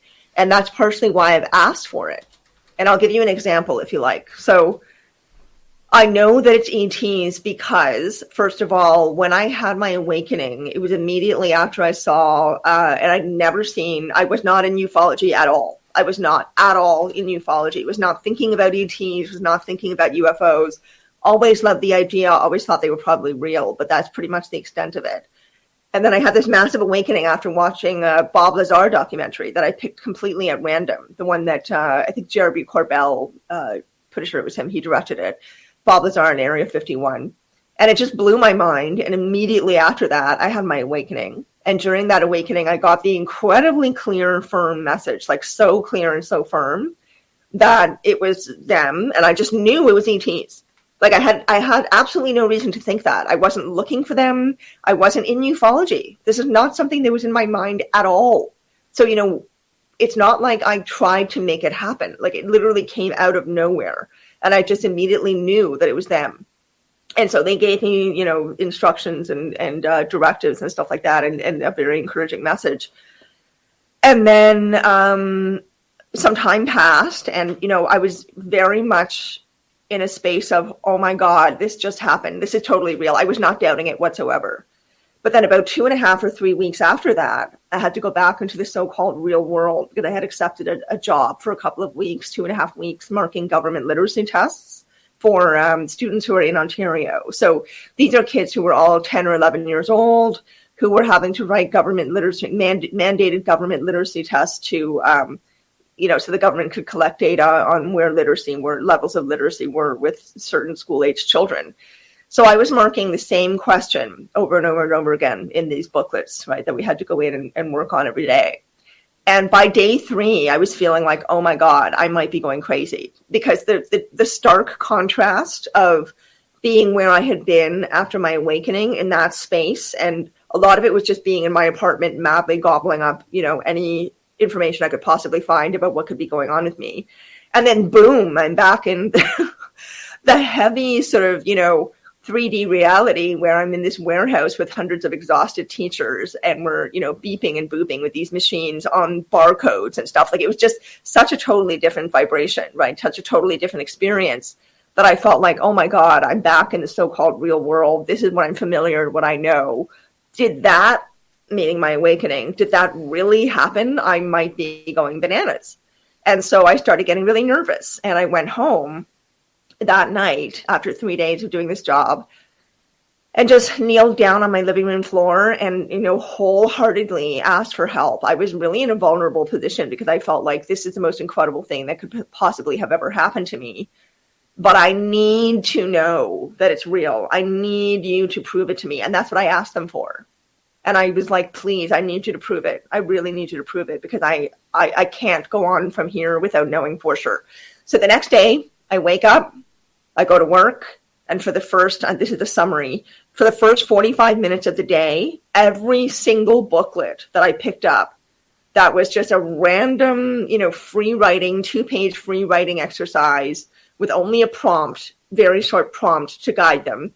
These age 10 or 11-year-old kids in grade 6 in elementary school were suddenly writing about free energy, flying cars, portals, timelines, you know, multiple realities, the Earth is alive, there's an intergalactic council, you know, I mean, it was just unbelievable. For 45 minutes, every single booklet was about these topics. And for the 3 days previous, nothing at all. And for the rest of that day and every day after that, nothing at all. So I thought, okay, that's just too bonkers. You know, the hair on my arm stood up. I could not believe it. 45 minutes over and over and over again. So that just blew my mind. I have not doubted them since, because it was too crazy. How can you possibly, it doesn't make sense that I would have experienced that. You know, like what they wrote had nothing to do with the prompt that they were given at all. So it was very clearly an answer. Like, it was them saying, yes, this is for real, and we're going to show you for 45 minutes. And then many other times I've asked them for encouragement, or I've asked them to, you know, give me something that I need, or they just show up and they do it anyway. You know, like they'll give me, I get a lot of stuff in the clouds. I get messages through a psychic who has been professional for 28 years and has never, ever channeled ETs or anything like that before. And suddenly she's getting messages from ETs to give me specifically. So she's now talking to me about it and saying, Sinead, I need to talk about this because I'm not used to, like, this is weird for me. This is a psychic, right? Who people think, like, that's already quote unquote alternative, you know, and she's somebody who talks to people about their dead grandmothers and their dead grandfathers and their dog who passed away. And then all of a sudden ETs are coming through. right? So for her, it was crazy to experience that. How do you explain that? I don't know. I really don't know, but I do know we have some audience questions. We got 3 minutes left. Let's start with Ange in Australia. Sinead, have you seen other contactees on your experiences with extraterrestrials? I have not. No, I haven't. That'd be kind of Sorry, cool. very short answer for that. I've seen Samantha Mowat. Oh my goodness. Yeah, I've seen Samantha Mowat once. That's very Once I wow. saw Science Bob and Olaf Phillips once. I don't know. Like these were all dreams. All dreams. Wow. But there was ETs involved in those dreams. Wow. That's very cool. Newfie in British Columbia, doesn't make sense, I know, says, what races have you encountered? Well, mostly the experiences I have are through, it's kind of hard to explain. I will get a certain feeling, and then I get messages that come through telepathically or in imagery or both. But what they've started doing is showing up now. So the only ones that I know, I think, that I've had contact with they look kind of like grays, but I'm not sure that they're grays. They could be I'm completely blanking. There's a race that looks quite a bit like the grays, but are taller and have a slightly different shaped head and are supposed to be nicer. So I don't know exactly who they are. I'm not actually that interested in who they are. It's more the messages and the direction and the encouragement and guidance that I'm being given that's important to me. But I did have a gray-like being materialize in front of me this past August. That's the first time I've actually seen one. And then it showed up again a little bit later, a few hours later, in my room at this inn that I was staying at. And then I experienced some lost time. And later on that night, I was part of a C5 circle where a photograph was taken of me, a random photograph. And there's a small gray-like being standing right beside me. And then in the corner of the photograph is a sort of reptilian-looking skull, half of a reptilian-looking skull. So I don't actually know for sure who they are. I just know that they're around. All right, we got time to squeeze in one more. We got 1 more minute here. John is asking, Sinead, what do you think about or should be done with families of people who were unfairly labeled as crazy and had their lives ruined by ET contact and people not believing them? Well, I think that they should be supported by the community. You know, I think that they need to hear the support and that they are not crazy and that, you know, they're cared for and that there are other people out there that are like them. So I think that all we can do is be there for people the best that we can, you know, in experiences like that. It's horrible that those things happen. That's a little bit, you know, there's some really kind of widespread negative mythologies out there about what experiencers have happened. And I think it's important to, you know, really make sure that that's not just like fear-based stuff that's being passed on, but that these things have actually occurred in the way that, you know, the way in which you've heard them. Because sometimes there's some sensationalistic stuff out there around ET contact, you know, to kind of scare people off or make it seem more dramatic than it actually is, if that makes sense. It is already dramatic, but like sensationalizing it and saying that entire families killed themselves is, you know, we have to be careful when we say whatever it is that we're sharing, right, to others. Sinead, thank you so much. We got Sinead Whelehan here for another 30 minutes on Spaced Out Radio. ET contact. How does it happen? Why does it happen? Who is it happening to? It ain't me. Not anymore, at least. Spaced Out Radio continues right after this.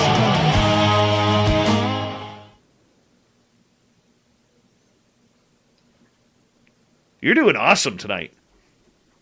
Oh, thanks. You're welcome. Hello, Tress from Scotland. Welcome. Dry Toast, thank you for that amazing super chat. I will post it in a little bit here. Really appreciate your love and support. Let's see who else has come in because I'm a little back. Hey, Super Duke at World Bigfoot Radio. I'm sorry I could not call you back tonight. I ran out of time, dude. I ran out of time, but thank you for the lovely phone call. Right there, buddy. Right there. You're class dude, man. Class dude. And everybody from our channel should be subscribed to yours. Stevie Franchise, thank you so much for the super chat. Really do appreciate the love, man. And I'm going to give a rundown quickly of everybody who's super chatted tonight. Thank you to Surf Jer, Vinman, Patrick, Ethereal Aura, Jason, Andrew, Mennonite Abe, Tim, Ed, Vash the Impaler, Dirt Road, R&R, Lori, Phil, Fapster, Dry Toast, the best name in YouTube, and Steve Franchise. Really appreciate the love, guys. Thank you so much. Majdi, how you doing tonight, man? Good to see you. Thank you for joining us. Cat Chaser, I love your continued support of us every time you're here. Thank you for the love. Really appreciate it. Who else has joined us here?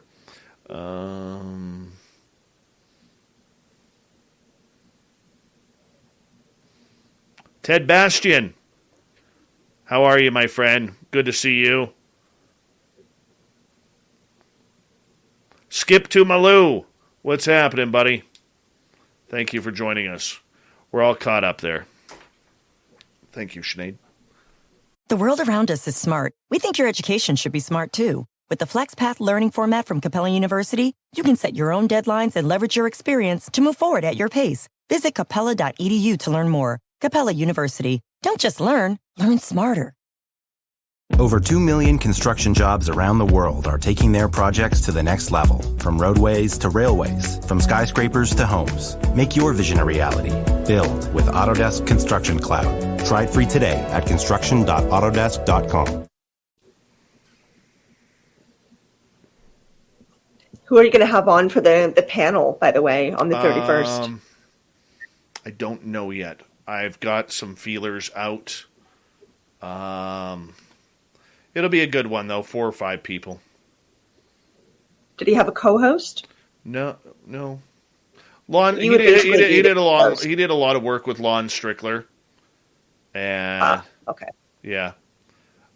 All right. Hey, Kaysen in Sri Lanka. How you doing, buddy? Good to see you.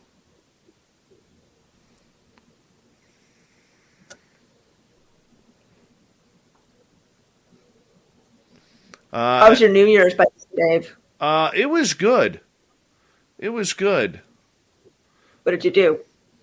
I bought party hats for the family. There was only 3 of us here at midnight. And I had a shot of Fireball. My son had a shot of root beer. And my partner had a shot of Fireball. No, we had martinis, actually. That's what it was. Martinis. Oh, that sounds nice. Yeah. How old is your son? He's 8. But he got to drink, he got to drink out of the fancy glasses. Ooh, the non-plastic ones, right? Yes. Amy Vegas looking lovely tonight. Probably driving to work to the lovely Tuscany in Las Vegas. I make a mean martini, dirty filth. You can't even talk. You're a cat man. Okay, not that there's anything wrong with that, but most men, when they have a cat, they have a dog as well. And you got like 17 cats. You're a cat man.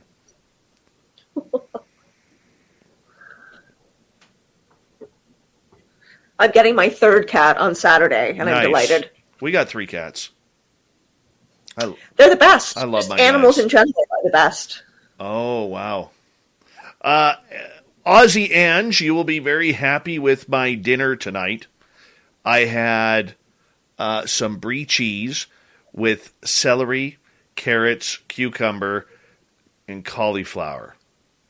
That was my dinner. All the C's. I had All the C's. I had a very healthy dinner tonight. Very That's healthy excellent. dinner. Yes. Very water-based, very fibrous. Mm-hmm. I'll be happy. My body's loving it. Good. Are you changing your diet ongoing, or is it? Yeah, I'm okay. Yeah, I'm trying to lose some weight here. Good for you. Yeah. Trying to look pretty Whatever for makes Vegas. Trying to look pretty for Vegas. Salty Ken. Dinner for breakfast is allowed, but it depends on what the dinner is. Okay, so like for instance, you don't want to be eating shrimp for breakfast. You don't. You know, you wrong. Pizza, wrong. Pizza is fine. You know? Potatoes are fine. I had a breakfast sandwich for dinner last night, and it was delicious. It's terrible. Hold on.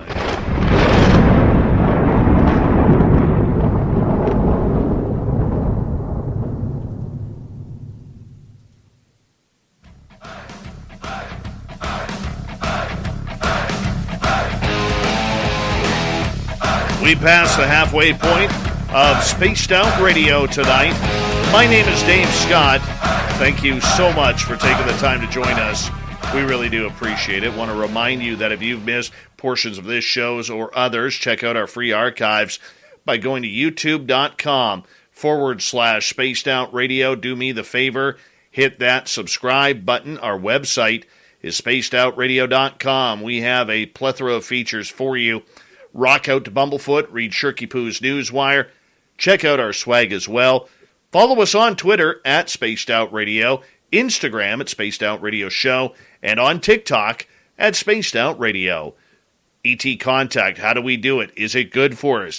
Is it healthy for humanity, much like celery and avocado? We don't know. Lots of mysteries we're talking about with Sinead Whelehan tonight on the show. Sinead, welcome back.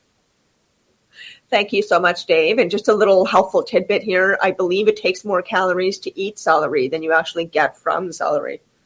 That's fine. I could lose those calories. I love celery. You know what I love? Celery and peanut butter. That is pretty delicious with maybe a little raisin in there. You could add some raisins if you want. I'm not that rebellious. All right. I'm a cautious celery peanut butter eater, but I love it. I love it. All right. Crunchy or smooth? Smooth. Don't like the crunchy. Okay. Always gets caught. Those peanuts in the crunchy peanut butter always get caught in your teeth. No matter what, they get caught in your teeth. It's like popcorn. That's why I don't eat popcorn. I like popcorn. Don't get me wrong. Love popcorn. You can't hate popcorn. But I can't eat popcorn because I'm tired of it getting caught in the back of the teeth. Then you're flossing for like hours, and it never comes out. Yeah, it's kind of annoying. It gets up under your gums, it kind of hurts. I actually had to take a dental trip for that one day. Oh. Yeah, that sucked. Couldn't get it out. Ow. Yeah, that hurt. Oh. Not fun. Not fun. Questions from our audience for you about ET Contact. From Jim in Saskatchewan. Everybody wave hi to Jim because it's so flat there he'll be able to see it. All right. Jim is saying, what are the aliens saying when you communicate? What are their messages? Well, they're, like I was mentioning earlier, there really are some common themes and patterns in what people receive, the information they receive. And a lot of it is really just about, the usual, like kindness and being more loving and more respectful, more kind, more accepting, less judgmental towards each other, to definitely take better care of the planet. The planet is an incredibly valuable, precious thing. We are lucky enough to live on it, and we do not take very good care of it.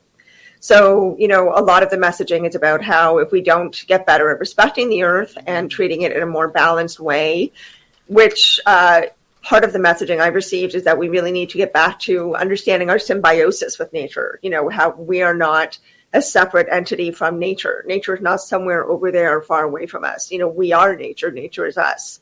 So we are very, very interconnected with nature, and we've sort of forgotten that. And it's really had a dramatic impact on the damage that we've been able to do to Earth because of that disconnection. So part of the message is to realize, that we are inherently connected to nature, that we are nature, and that animals, of course, and other living creatures are part of that. We need to be more aware of how we are all symbiotic in this experience of Earth together.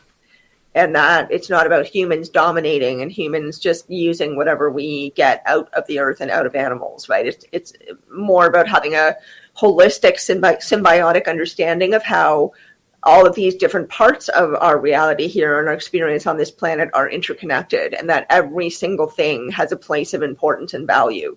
So that's a big part of the messaging. And also, getting better at listening. That seems to be a big one for me, listening not just with our ears, listening in many other ways, being in silence, being still, meditation, whatever it is that helps you kind of quiet down, get a bit more centered and grounded, and being able to listen to, I'm not even going to define that, because what I found is that when I have just let myself be quiet and listen, meaning be receptive, I never really know what I'm going to get. I don't have an expectation when I do that. And I think that, anyone I know who's taken the opportunity to slow their life down, their pace of life down, and spend more time with themselves and being still and being quiet, have experienced a greater sense of awareness, a greater sense of sensitivity, of connectivity to themselves and everything else around them. So that's part of the messaging I believe we're getting is, get connected, get more connected in whatever way that you can, to yourself, to others around you, to animals, to nature, to the more sort of quiet things about life and the more sort of central fundamental things about life that actually feed us, as opposed to all these distracting things around us that keep our attention away from meaning and from real, genuine connection with anything or anyone. So, part of it is very much about that, because when we're connected, then we can come more from a place of conscious awareness, our actual deliberate consciousness, the thinking, aware, observant part of us is more activated, and our heart consciousness is more activated because we start to care more, right? So that's a very big part of it. And so all of these things really are interconnected, right? It's not just about caring about the planet. If you start to care about the planet, then your caring starts to translate into other things as well. And also that they're not here to hurt us, over and over and over again. We're here to help you, and we're here to support. We believe this is a very important time in your evolution. We want to support that. We want to help you gain a better understanding of your actual real nature. You're not meant to just sort of bump your way through life paying bills and driving a car and then die. Like, there's so much more to being alive. Right. And reality is not what we think it is, and they're here to help us with that. All right. I'm going to rephrase a question from Brazelhoff, make it a little bit more understanding for you. Are you a hybrid mother as well? Am I to say that again? A hybrid mother as well? I don't believe I am. No, I don't think I am. That has not been my experience. Okay, moving on here. Stephanie wants to know, did the gray alien skin you saw, what did it look like? Well, I didn't see the way that they showed up. The way this being showed up was as a sort of misty, foggy kind of material, and it was just like a clear outline of a body. I mean, I clearly saw a head, neck, shoulders, arms, the torso, the legs and feet, but I couldn't see like eyes and skin and teeth. It was more like the shape of the being and the stance, and I saw like movement. I saw the body moving a little bit. So that's the best that I can do to describe them. I can't say what the skin was like. I'm sorry. Digger Dog wants to know, are some of the ETs masquerading as humans? Well, the word masquerading, I'm just going to touch on that word just for a minute, because when you say someone's masquerading, it's as if they're deliberately hiding themselves for a nefarious purpose. So are they doing that are they here among us on Earth? I believe, yes, they are. I think that they've been around for a very, very, very long time, and I think that they can come and go pretty much as they please. And I don't think they need to disguise themselves as being human. I think sometimes they do, excuse me, but I don't think they need to, because they understand that reality is multidimensional, and that energy and vibration and light behave in a certain way that allow them to change perception. So I think they're able to let themselves be seen and unseen as they choose. So are they around in human form? I think it's quite possible. Do I have a definitive answer of that? No, I do not. But I don't think we can make any assumptions about what their intentions are. I can only speak from my experience that it's good. All right, let's go to Sri Lanka, where Kaysen is asking, overall, are ETs benevolent, hostile, or neutral? My personal perspective, again, my experience has been that it's only been positive, only been generous, nurturing, supportive, amazing guidance. It's been amazing for me personally, right? That's been my experience. In my research, there is a suggestion that, and I think this is very reasonable to consider, that, we can only create ideas of what we think that they're like. Very few people have had ongoing relationships with ETs where they can really clearly talk about what that being looks like, how they behave, what their culture is like. I think that it's reasonable to assume that there are huge numbers of extraterrestrial civilizations, races, however you want to use, whatever words you want to use to group them together out there in the universe. I think there's innumerable kinds and types of those beings. And so it would make sense to me that their temperament, their thinking, their behavior, their personalities are going to be as varied also. So I don't think we can say they're all bad or they're all good. I think that it's very possible that they are as varied in temperament and mindset as we are. Human beings, we can't make one statement about all human beings being a certain way, right?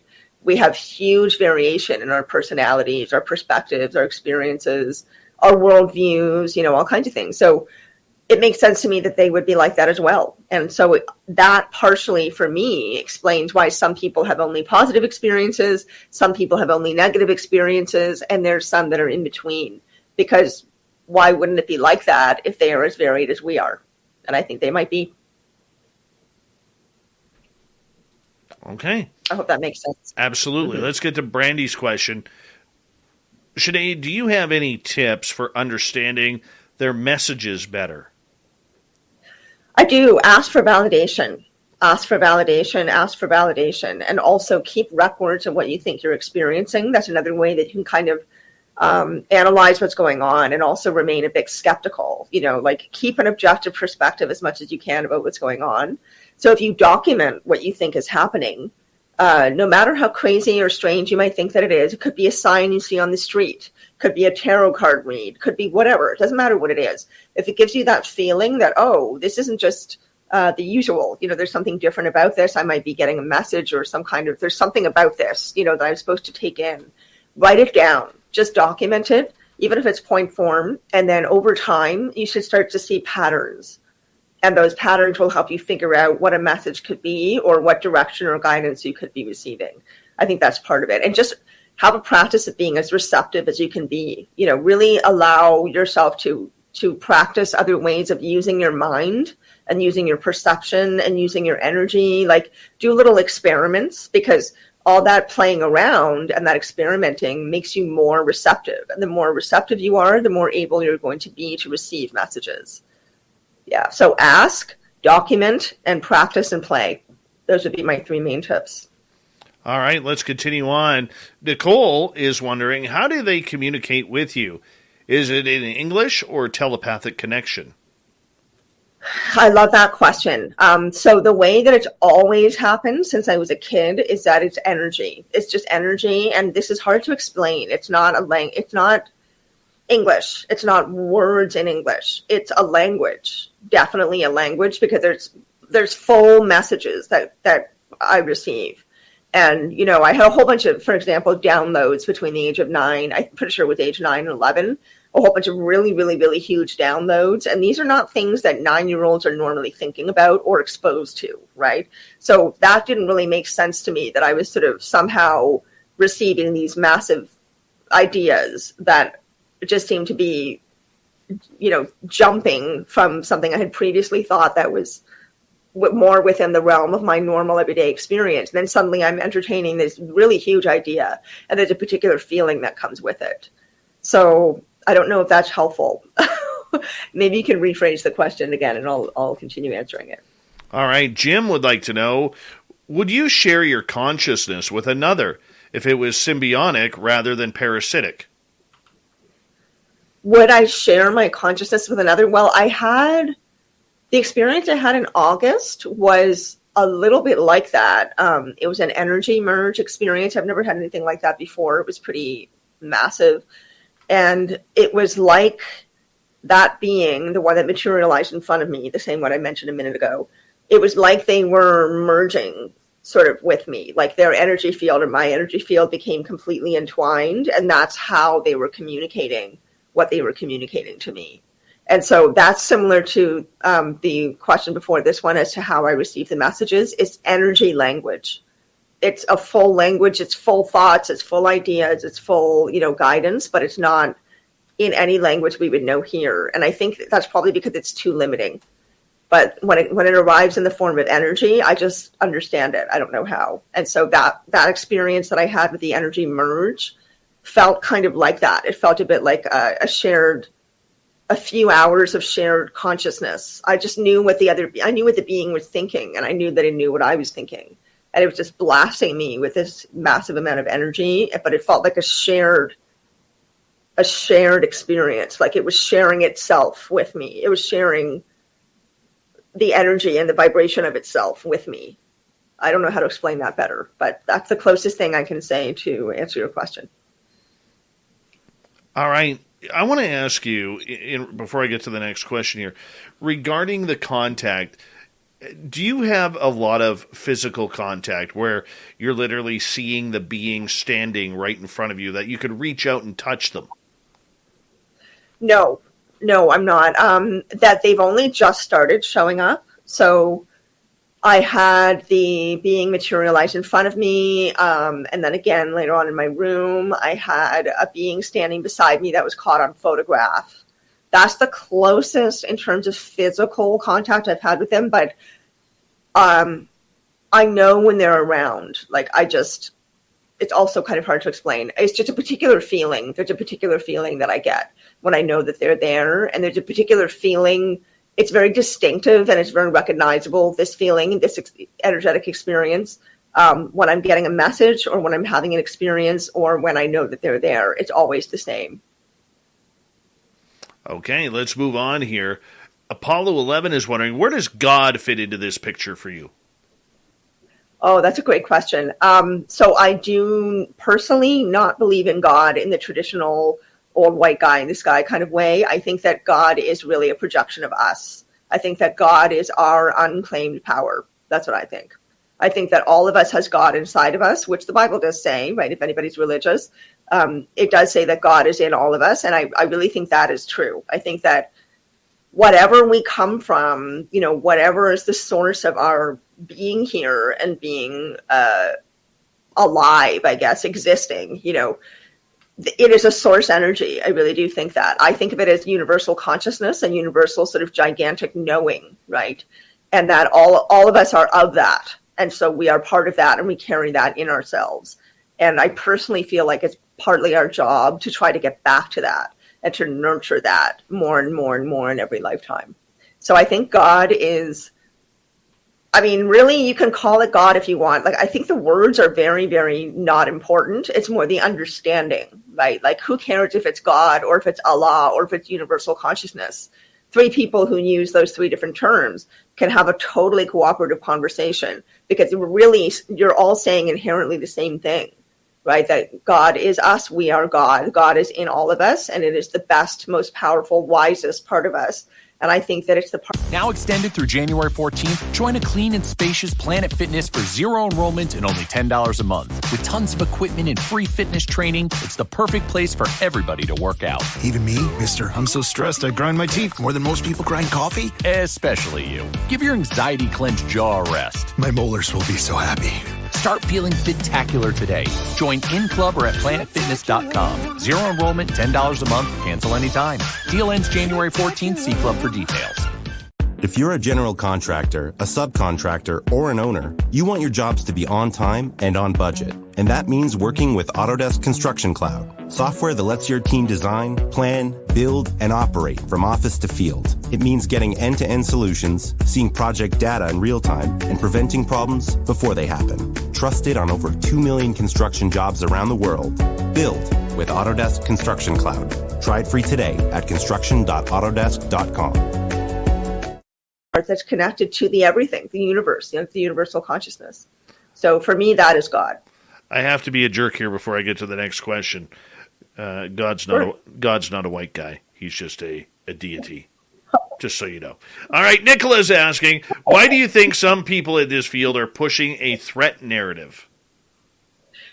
Oh boy. Well, I think there's a lot of different ways to answer that question. I think that some people in the field are into the threat narrative because, frankly, it gets them attention. And a lot of people are drawn to that narrative because it's dramatic and it's exciting and it's, it's what we're used to. We're used to drama and fear. And, that is such a big part of the sort of common messaging that we receive, whether it's through advertising, whether it's through public education. Sometimes I've been a public education teacher for 15 years, and I do not see the system the same way that I did when I first started. We receive messaging from parents. We receive messaging from influential people in our life, from leaders, that is more fear-based than we realize, so it's a very common way of thinking and being in our culture, I think. And sometimes it becomes so inherent that we don't actually realize how often we're doing it. So often I think that the people who are pushing a fear narrative don't even realize that they're pushing a fear narrative. They're doing it because they really genuinely think that they need to protect people or warn them. They could be coming from a place of really positive intention.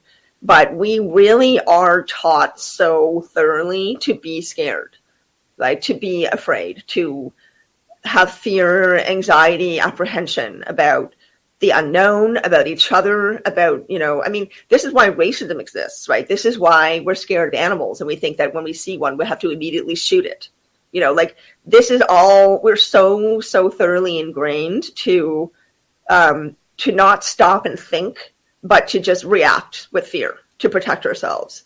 And to me, that's a kind of a really base reptilian way of walking through life. Like, I'd rather not live like that. That's just me. And I found that that's really served me. So I think some people are doing it unknowingly. I think some people are doing it because they know that's what sells, frankly. I think that, our media does that, right? I think that sometimes it's for control. I think there's lots of reasons, but the vast majority of people, I think, don't really realize that they're doing it. Like, we really are so thoroughly conditioned to live in that state that eventually you can't see the forest for the trees, kind of thing. All right, we've got 3 minutes left with Sinead Whelehan tonight.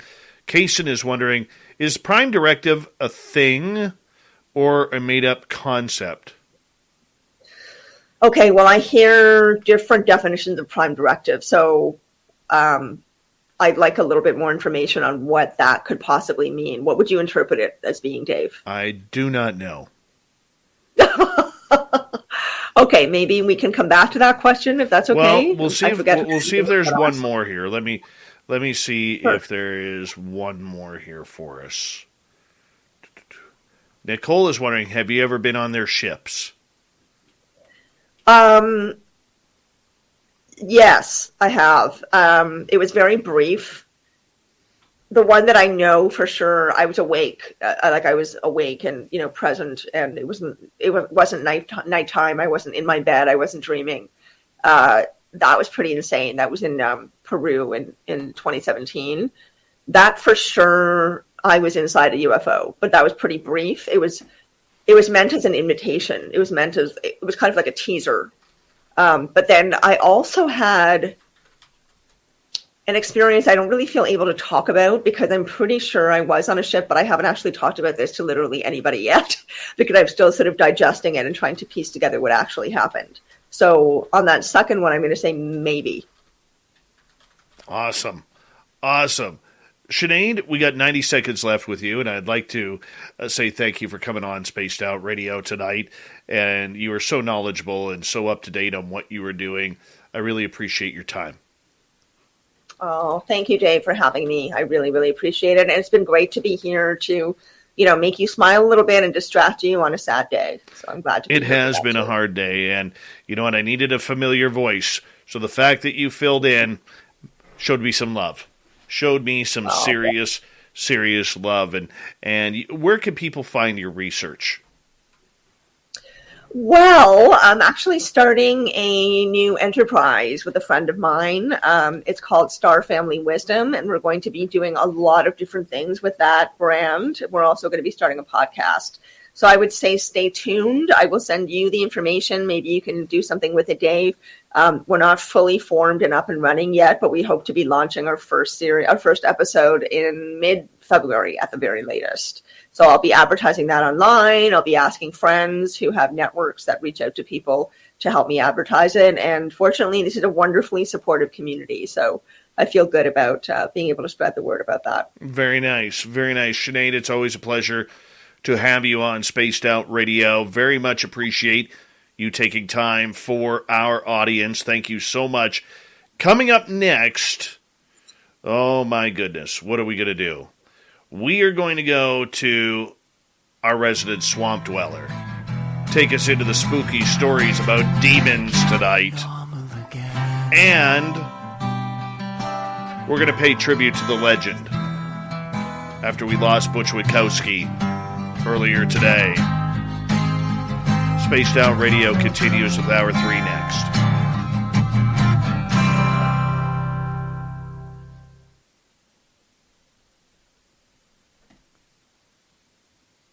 We're clear. Good job, Sinead.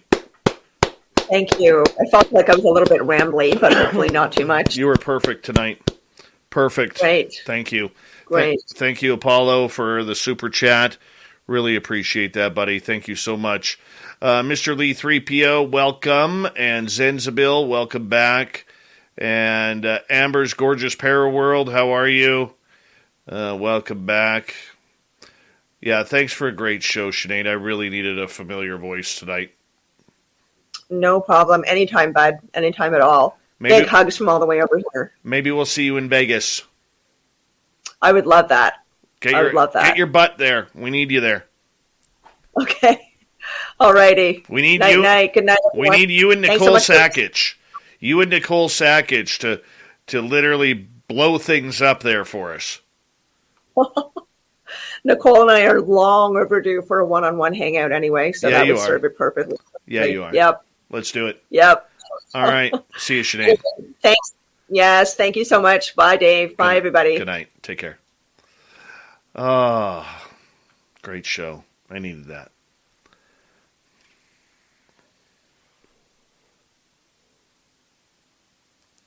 Amber's Paraworld, best way to go is April 22nd to 24th.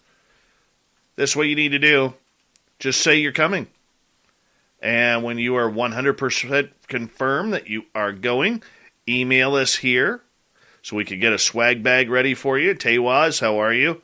Thank you for the love. And a big thank you to everybody. We got like 19 people signed up for Vegas so far. We need Nicole Sackage there. We definitely need Nicole Sackage there. Yes, we do. All right. And it's looking closer that we are going to have a live show there. Looks like it will be at the Golden Nugget and in the Old Strip. And we may have to edit our plans a little bit, so that way we can all hang out at the Nugget. I'm going to bring in some friends. I'm trying to get Varla Ventura there. I know that I talked to... who did I talk to today about it? Goodness. I'm going to get some more people that I know in Vegas who've been on this show to come speak to us. Gorgeous Gloria, are you and your mother coming? I know Dirty Filth is coming. Our good friend Brad from Texas is coming. Jeffrey DeRuin from the chat room, I believe, is coming. Gorgeous Teresa is coming. We got Mennonite Abe showing up. UFO Garage guys. Sonny from Chop Shop should be there. Maybe some John Hudson. Maybe some Gemma Jade. Lynn Wallington's going to be there, along with Dave Effin Hurley. They do have a mask mandate in Las Vegas. Whether we agree with it or not, at least we can party. I'm trying to get Geraldine to the Vegas party. She may show up. I'm going to see about Melinda Leslie. I'm going to have a few others up my sleeve that are going to be there. Science Bob may come. I think he's coming. Who else? Who the hell else was I talking to that said they were going to be there? God, I got to start writing shit down. It's going to be a good time, people. I think Gorgeous Kira is going to come.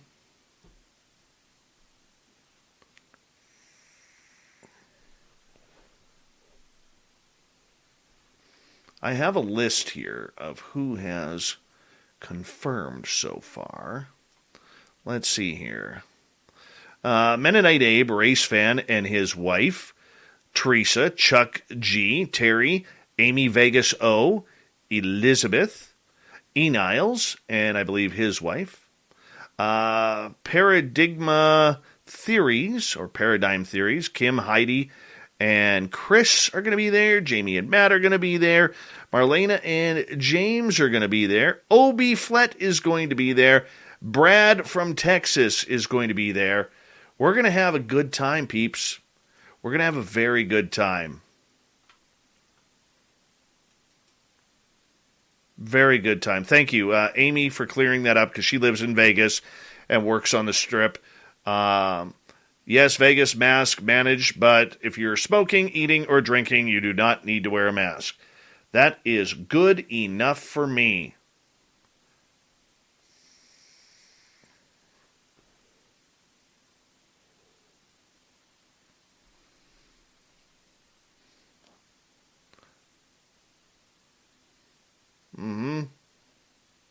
Fapster, the only way you're bringing 3 is one lobe of your head, the other lobe of your head, and the middle of your head.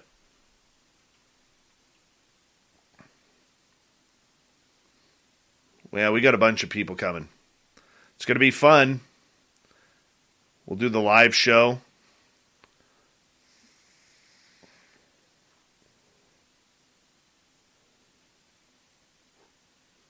Okay, just off the Strip by like 2 blocks. Close enough.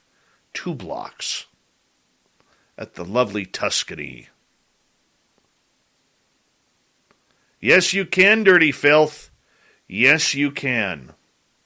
Big thank you today to Surf Chair, Vinman, Patrick, Ethereal Aura, Jason, Andrew, Mennonite Abe, Double Tim, Ed, Vash the Impaler, Dirt Road, R&R, Lori, Phil, Fapster, Dry Toast, Steve, Cat Chaser, Smelly, and Apollo for the amazing super chats. We'd really appreciate it.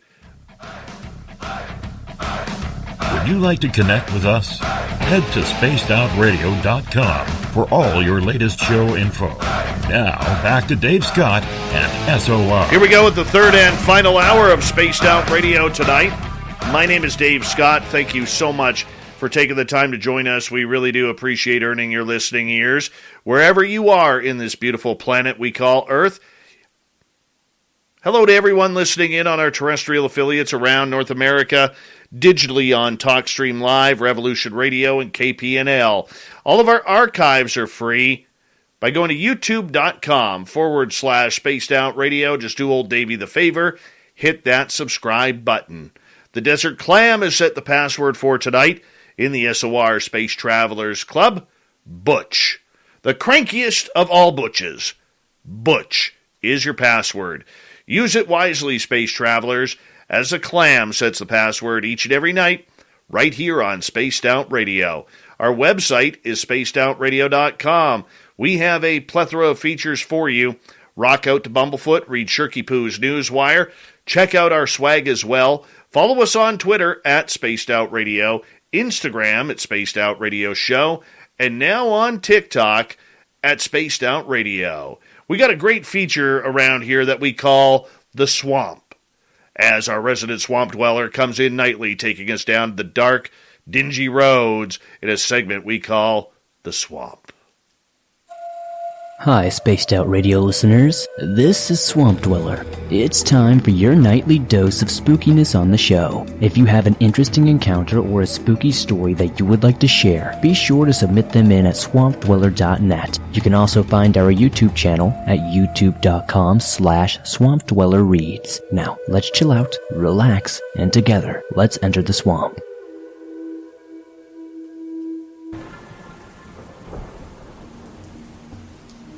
Greetings, Swamp Dweller. My name is Patrick. First off, I'd like to say that I love your show. I started listening and watching just a few weeks ago, while I was at work. I absolutely fell in love, and I thought I should share a story that has plagued my mind for years about the time I saw something unnatural, vicious, and thirsty for blood. Personally, I think it was a demon. But I'll let you and the viewers or listeners, whatever you want to call them, decide. I'd like to apologize for the length of this story, as there is a lot of detail that follows what happened. Everything in this story is true. I wish it wasn't, but unfortunately, I must live with it for the rest of my life. This story takes place when I was 17 years old as a junior in high school in Salina, Utah. I only had 2 friends in high school because everyone I went to school with thought I was a freak because I have been able to see and communicate with spirits since I was a child. It's a small town, and everybody hears everything. My 2 friends, Logan and Ryan, and I were very avid paranormal investigators. We loved going all over our community, and our county in general, to investigate abandoned houses that were potentially haunted, and cemeteries rumored to be. Me being able to see and communicate with the dearly departed made the experience even more interesting. We decided to do something a little bit different this time, though. We heard rumors that there was a dark figure that roams a wooded park in the mountains of our area.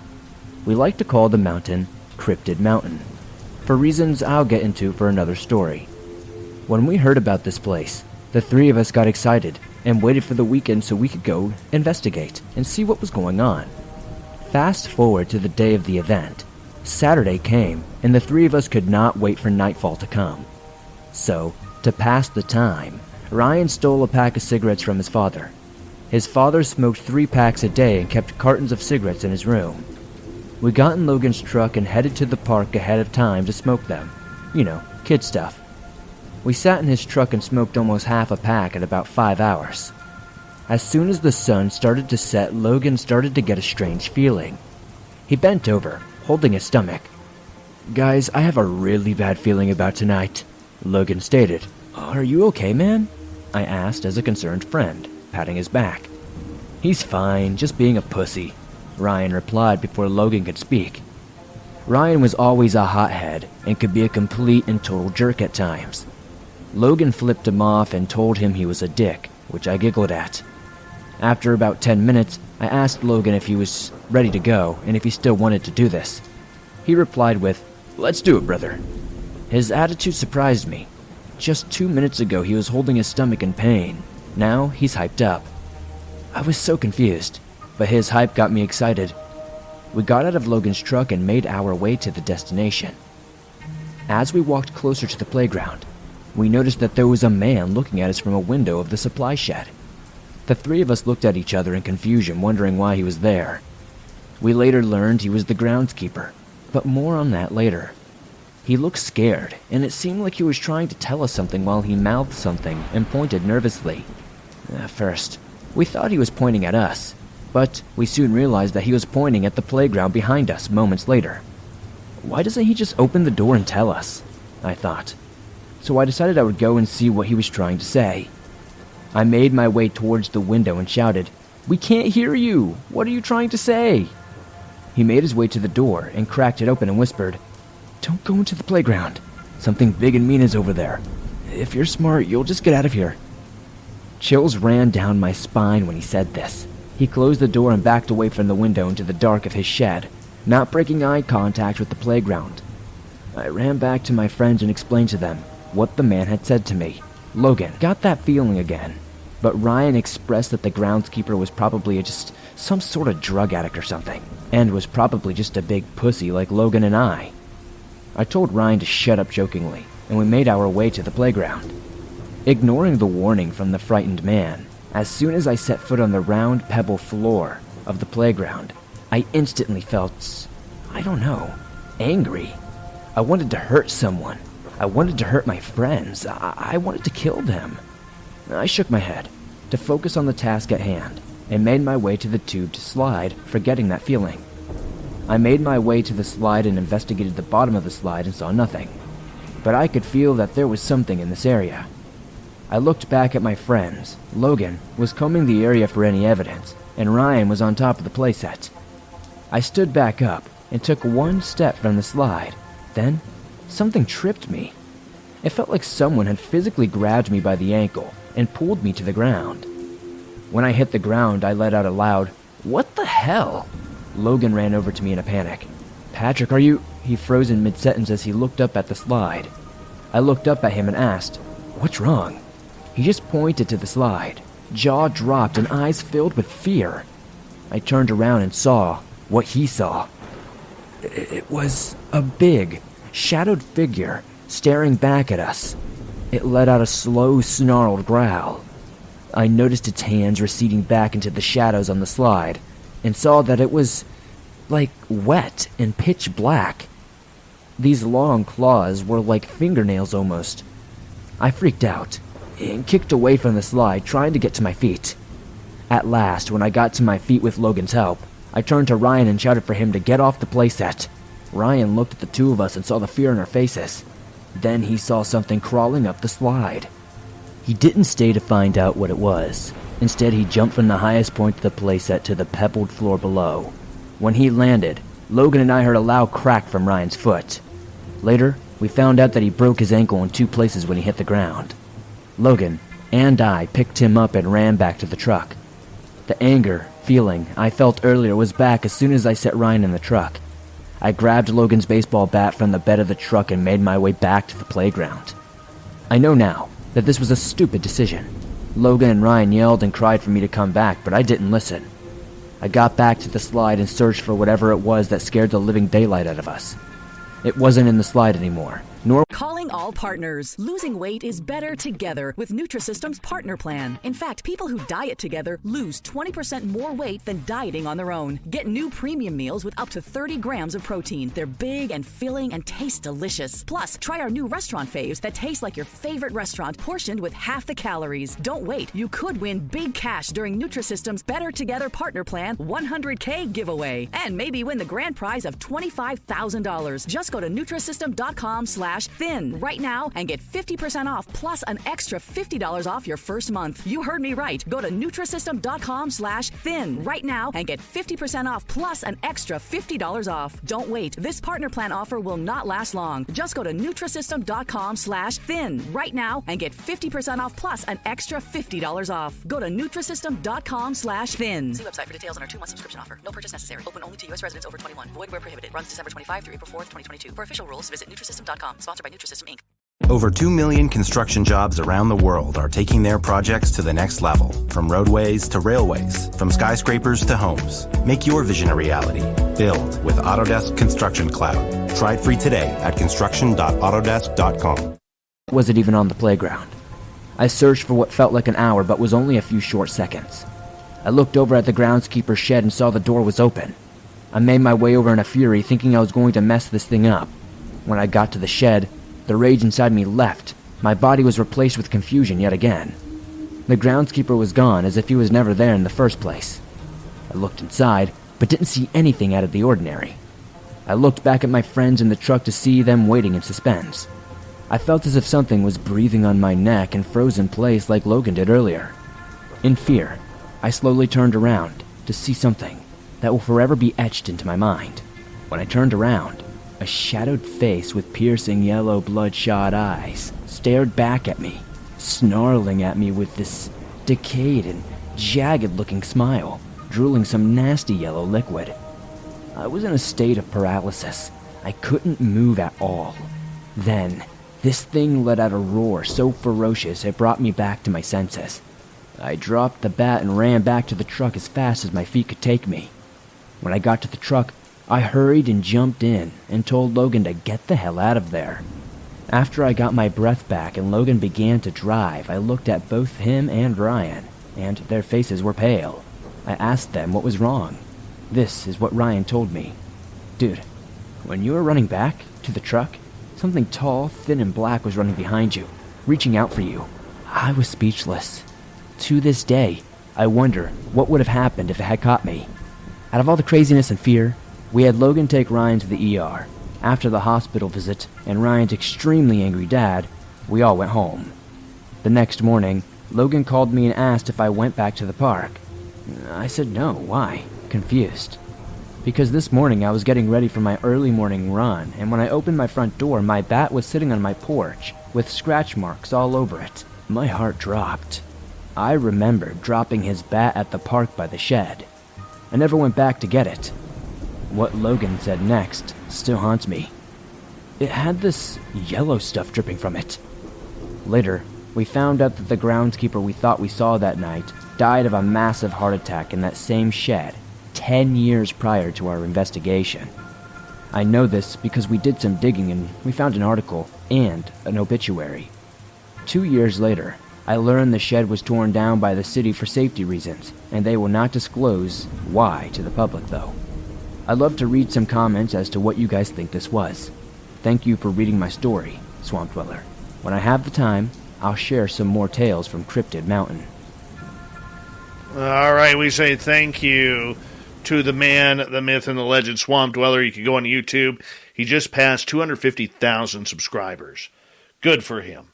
Good for him. A great night of radio right there when we add in the Swamp Dweller. Okay, let's get to it here. We had a very, very emotional day today. As many of you know, Butch Witkowski from Strange Days that we do on the final week of each month over the last couple of years has been dealing with some health issues. And Butch passed away this morning at the age of 74. I found out just after 9 a.m. Pacific time, and it was very, very interesting as to what was happening.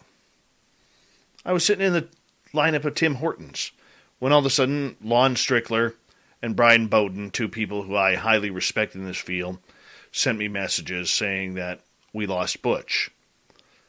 After talking to Lon today on the phone, I found out that Butch last night wasn't feeling very good. He went to bed with his wife, woke up in the middle of the night saying he wasn't feeling good. His wife asked to take him to the hospital, and being the cranky curmudgeon that he is, with all due respect, said, no, we'll go in the morning, hun. And he never made it. He never woke back up. Butch has been with Spaced Out Radio for about 6.5 years as a monthly feature. And I've learned so much off of him. He was like a true father figure to me in this field. A couple of years ago, he had a massive heart attack, had to have major bypass surgery, and for 9 months, we didn't know if he was going to be able to come back. We didn't know. But he came back, and one of the biggest things that he said on that show when he returned after his heart attack was that he really missed Spaced Out Radio. He missed me as a host, but most importantly, he missed our fans and the amount of listeners that helped him out over the years. When he had his heart attack, many of our listeners reached out privately on social media and via email to Butch to wish him thoughts and prayers and strength to get healthy again. So did I. And today it hit me like losing a father, because he's actually been like a father to me in this field. And to many, not just me, but to many, to Brian Bowden, to the Crypto Guru, to Eric Altman, to Sean Forker, and many others, we lost a legend. He was an ex-police officer. He loved his wife, Peggy, and their one son. They only had one child, and his grandchildren, and his 2 dogs. That was his life, besides chasing cryptids and monsters the last couple of decades. Butch was always a tell it as he sees it kind of guy. If he loved you, he loved you. He always said every night after he signed off the air with us, he would say, call me if you need bail money.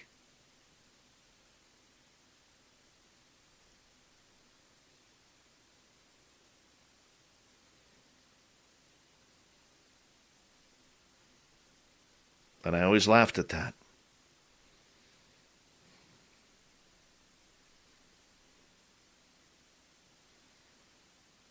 He was a good man. I could go to him with any type of question about life, about cryptids, about monsters. His opinion was as important to me as very few others in this field. I put Butch in the category of people I respect, along with David Weatherly, whom I had a chance to chat with today, Grant Cameron, and of the Lon Strickler, who's a good friend, just on this show a couple nights ago. People who I love in this field. The one thing I loved about Butch is he was always tough. He didn't care that he was 74 years old, but if if one of his critics was mouthing him off to his face, he's like, dude, I'll still punch you out. That's what I loved about him.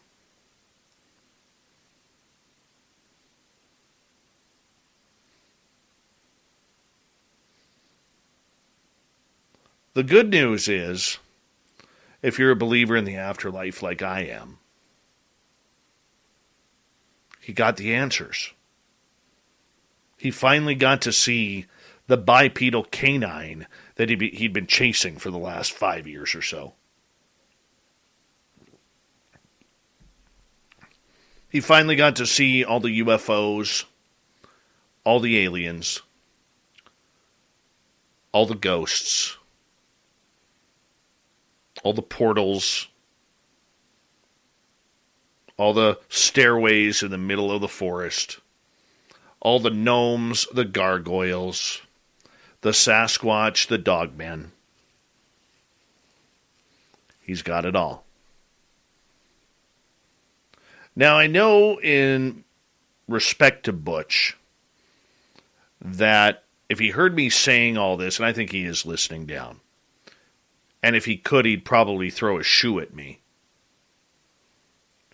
But I remember after his heart attack, even up till recently, he said, what I would do for a cigarette and a glass of booze. He never used the term booze. That's just what came out of my mouth. He had to give them both up. Two of his favorite loves and habits after his heart attack. His wife made sure of that. But I'm going to miss him. I had thought earlier on today about doing a tribute show tonight. But in a weird irony, I thought, I can't do that. Not today. 2 reasons. Number one, the last time we had Sinead Whelehan booked on this show, I had to cancel her interview because Harry Reid had passed away.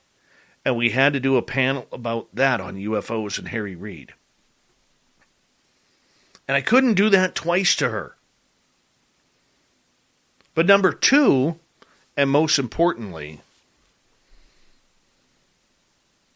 at the end of each month, we end it with Butch. And I really, really didn't want to book another guest for that day.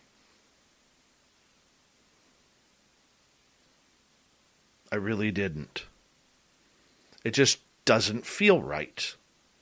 He's family, and we love him.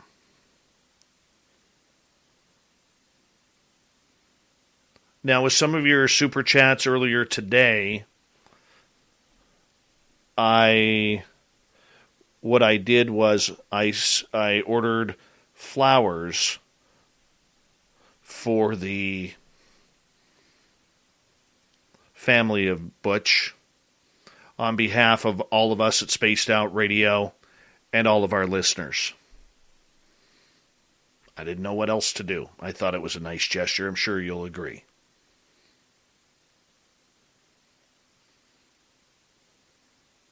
Just going to be hard. So, the other thing I had to think about today was, what do I do with strange days? Because that's Butch's show. I want to keep it going.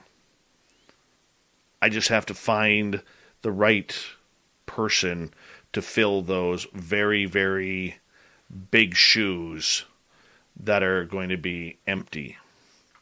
And it may take a while. It may take some different people. I don't know. But I know you guys out there in Radio Land loved it when Butch was on the air with us. You loved it when he told his stories. But most of all, you loved it when he got cranky with us. And when something fired him up. And I always remember every show that we talked right before we went on air, I would say to him, I'm going to fire you up tonight. And he'd be like, you know, you're a real sicko, Dave. Just a real sicko. What a jerk you are. I said, but you love it. He goes, yeah, I do. And then he would laugh. He loved being a part of Spaced Out Radio. He loved being here with all of you. And every one of our listeners was very important to him. And the way you supported him was second to none. Thank you, Butch Witkowski, for helping put Spaced Out Radio on the map. And as long as this show goes on, we will be forever grateful to you. Godspeed, Butch. And we love you.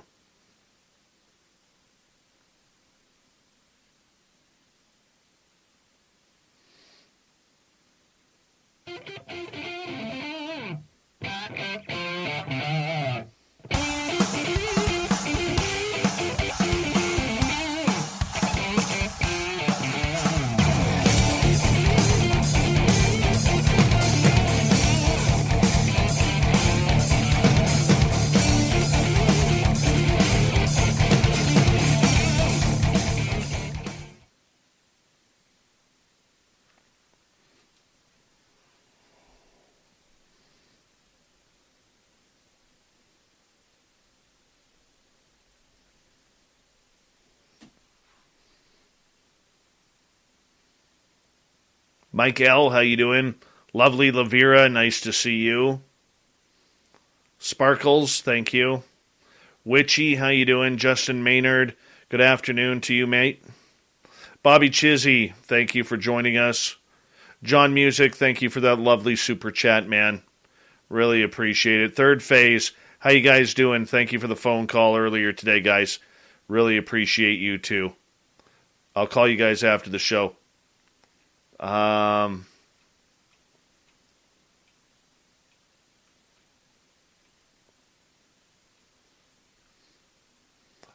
totally forgot about my thought of the Dave today. Or not my thought of the Dave 101. Didn't even realize it was Thursday. In fact, I didn't even realize that it was on tonight. Wow. I'm going to make something up right off the top of my head going into this one.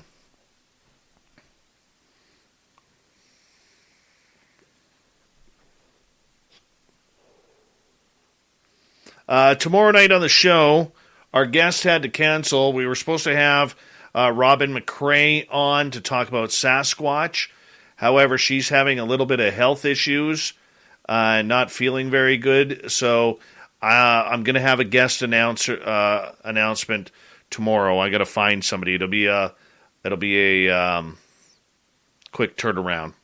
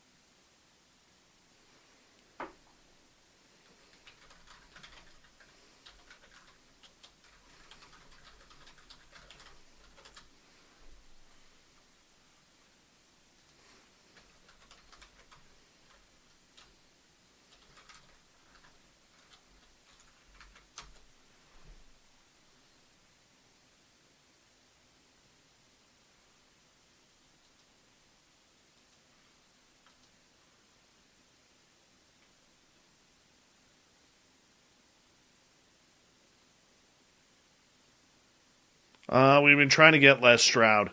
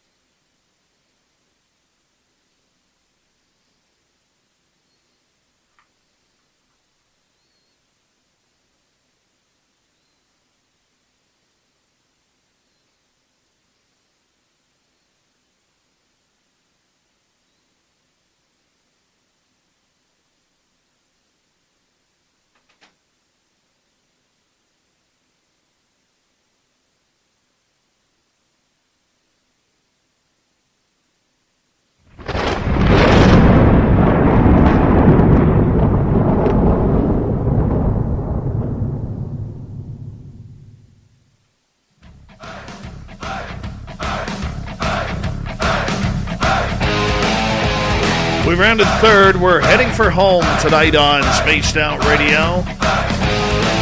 My name is Dave Scott. Thank you so much for taking the time to join us. We really do appreciate it. Want to remind you that if you've missed portions of this show or others, check out our free archives by going to youtube.com/Spaced Out Radio. Do old Davey the favor. Hit that subscribe button. Our website, spacedoutradio.com. We have a plethora of features for you, including rocking out to Bumblefoot, reading Shirky Poo's Newswire, checking out our swag as well. Follow us on Twitter at Spaced Out Radio, Instagram at Spaced Out Radio Show, and now on TikTok at Spaced Out Radio. It is time once again for Dave 101.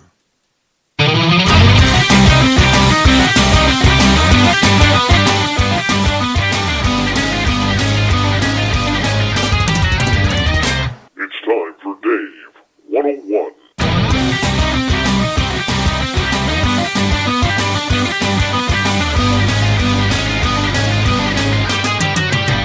All right, it is time once again to give an opinion. Whether it matters or not, I don't really know. But you know, one thing that I got into is earlier today, I was interviewed by a good friend of mine, Mark Petroni from Saga 960 AM, one of the radio stations that broadcasts our show on an... Enterprise isn't just one of the world's largest transportation providers.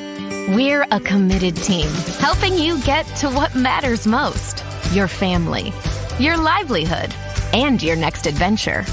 Getting you there begins with our employees, who are motivated to make a difference for you every day. Around the world and around the corner, in neighborhoods like yours. Connecting you to all the places you love. That's Enterprise. If you're a general contractor, a subcontractor, or an owner, you want your jobs to be on time and on budget. And that means working with Autodesk Construction Cloud, software that lets your team design, plan, build, and operate from office to field. It means getting end-to-end solutions, seeing project data in real time, and preventing problems before they happen. Trusted on over 2 million construction jobs around the world. Build with Autodesk Construction Cloud. Try it free today at construction.autodesk.com. Nightly basis out of Mississauga, Ontario. And we were talking about Bigfoot, evidence, what we need to do. Because one of the big things and one of the big arguments that we see time and time again is about people's experiences, about proof, what is proof, what should be proof, what can be proof, and what not. We see it in the paranormal realm. Talking with Jacob Rice earlier this week. How can technology help us out in solving some of these mysteries? One of the issues that we have in this field is we don't have any answers. One of the most suspect things anybody can title themselves as in this field is an expert. There are no experts. You can't have experts if you don't have answers or conclusions. It's kind of hard to have both at the same time. We don't know what Sasquatch is. We don't know what Dogman is. We don't know why people are seeing Thunderbirds. We don't know why people are seeing trolls under bridges, or witches flying on brooms in the sky, or anything cryptid and odd. There is no proof that it exists. What we do have is anecdotal evidence for the most part. But the other thing we don't have is proof to deny the existence of the creatures. I know what I've seen. People out there listening to this show know what they've seen. Whether it's lights in the sky or a shadow walking down their hallway in their house. It really doesn't matter. We know what we saw. But here's the thing when it comes to experts, when it comes to those who think they are in the know. They are people who are trying to pull the wool over your eyes. And there's a lot of it in these fields, and it needs to stop. We never take the evidence that we want to have and that we ask to have as seriously as we should. We're sick of anecdotal stories, but for some reason, when somebody brings a video out or photographic evidence, it's not good enough. When are we going to be satisfied as people who are trying to search for what is happening in the phenomena? This isn't a shot at those who are investigating. Not at all.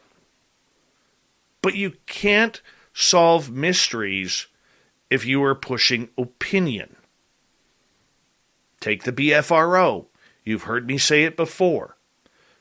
When they are caught red-handed, taking reports from people and either editing them because there's woo involved, or not posting them because they don't want to be embarrassed by the woo, we have an issue. There's nothing scientific about opinion. If we want to solve these issues, these mysteries, we shouldn't have to wait for death in order to get the answers if there's an afterlife. If. We all hope there is. So what do we really want as a field? Well, we get people who start off podcasts to get answers. That's what we did. Many are like us. We get people who are writing blogs, creating YouTube channels just so we can state our opinion because we feel our voices have been muffled. And it's a way for us to get out there and open ourselves up to trying to solve some mysteries on a selfish level for ourselves. Take ghost hunting.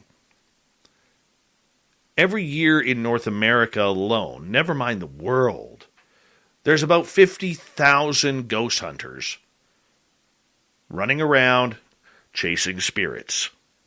Haunted buildings, haunted cemeteries, haunted trails, haunted houses. The majority of them do not even know what they're looking for. They're just hoping for some sort of communication. They're just hoping that they catch that weird photo, that weird video, or that strange voice on an EVP. What does that solve? We don't know if that solves life after death.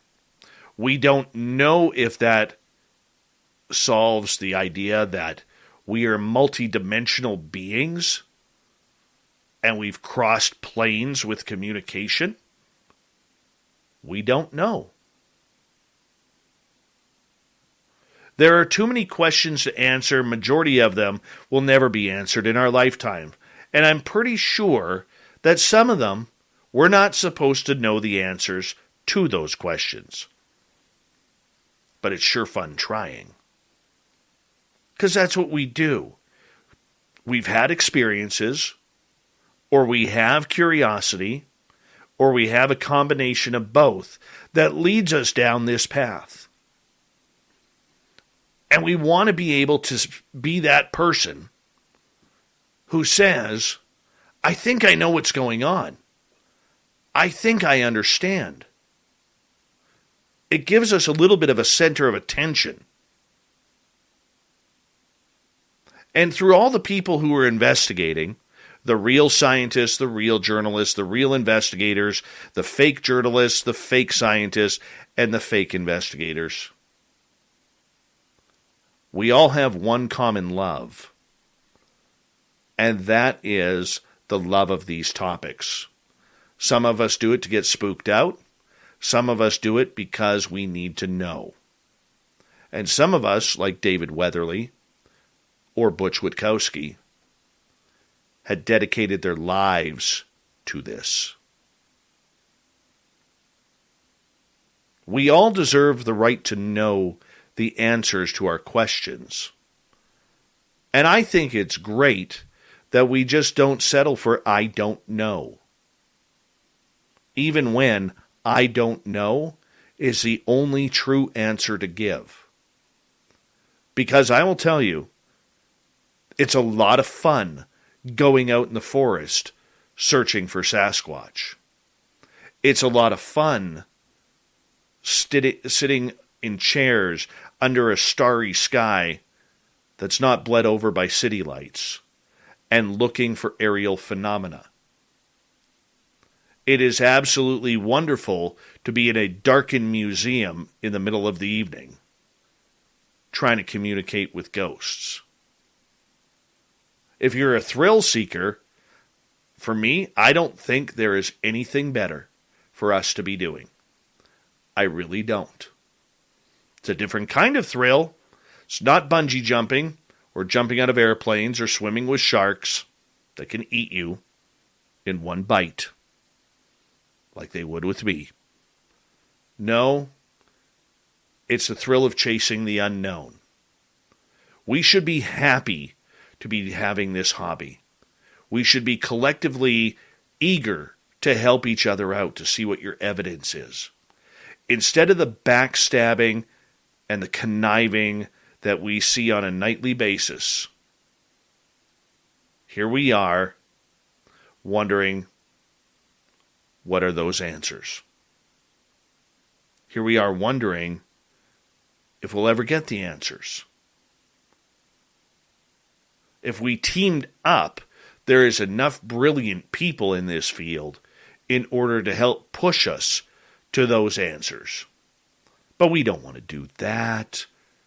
Conflict of interest, conflict of opinion, attitudes, egos, you name it.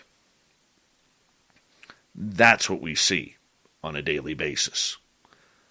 Social media gatherings, sabotaging people behind the scenes so that way they can't get into locations to research. It's a sad, sad state of affairs when you pull the covers off this field. And for what? We all have the same goals. We all have the same wants, the same needs, and the same desires to solve those mysteries. And unfortunately, this is something we can't do alone. It's got to be more than the scientific side. It's got to be more than the spiritual side or the First Nations side or the weekend warrior investigator side. That's the part I'm part of, the weekend warrior side. It's got to be more. We, as researchers, bloggers, vloggers, radio hosts, we need to ask for more from these investigators. More stories, more evidence, more video footage, more photographs, more audio, and more personal encounters, which should mean just as much, especially when it comes to UFO world. You may not like anecdotal evidence. It may not be exactly what you want because, let's face it, we're humans and we are going to err in our ways. And we are going to misremember our stories. But that's okay. In between those words, there are always clues for us to be able to solve the mysteries that we are trying to chase down. We need to be able to do that. We need to be able to move this ball forward for the sake of those who spent their lifetime doing this and are no longer here, and those who are just getting into the field, bright-eyed and bushy-tailed, looking to find them aliens, or that Sasquatch, or that Dogman. But on the flip side, as investigators, we need focus. We need to focus on what we are trying to solve. Not opinion, focus. What are our goals? What are we trying to conclude here? It's like a grade 8 science experiment that we got to go back in time and relearn how to do. Because if we don't, we're not following anything. We're just following the path that leads to nowhere. And hoping for different results. That is the definition of insanity. But then again, maybe we all have to be a little insane to do this hobby that we call chasing the phenomena. That is your Dave 101 for this week. Do me a favor, leave a comment below if you're going to be watching this on YouTube, and let me know what you think. I'm going to be very curious. Let's get to Shirky Poo's news. All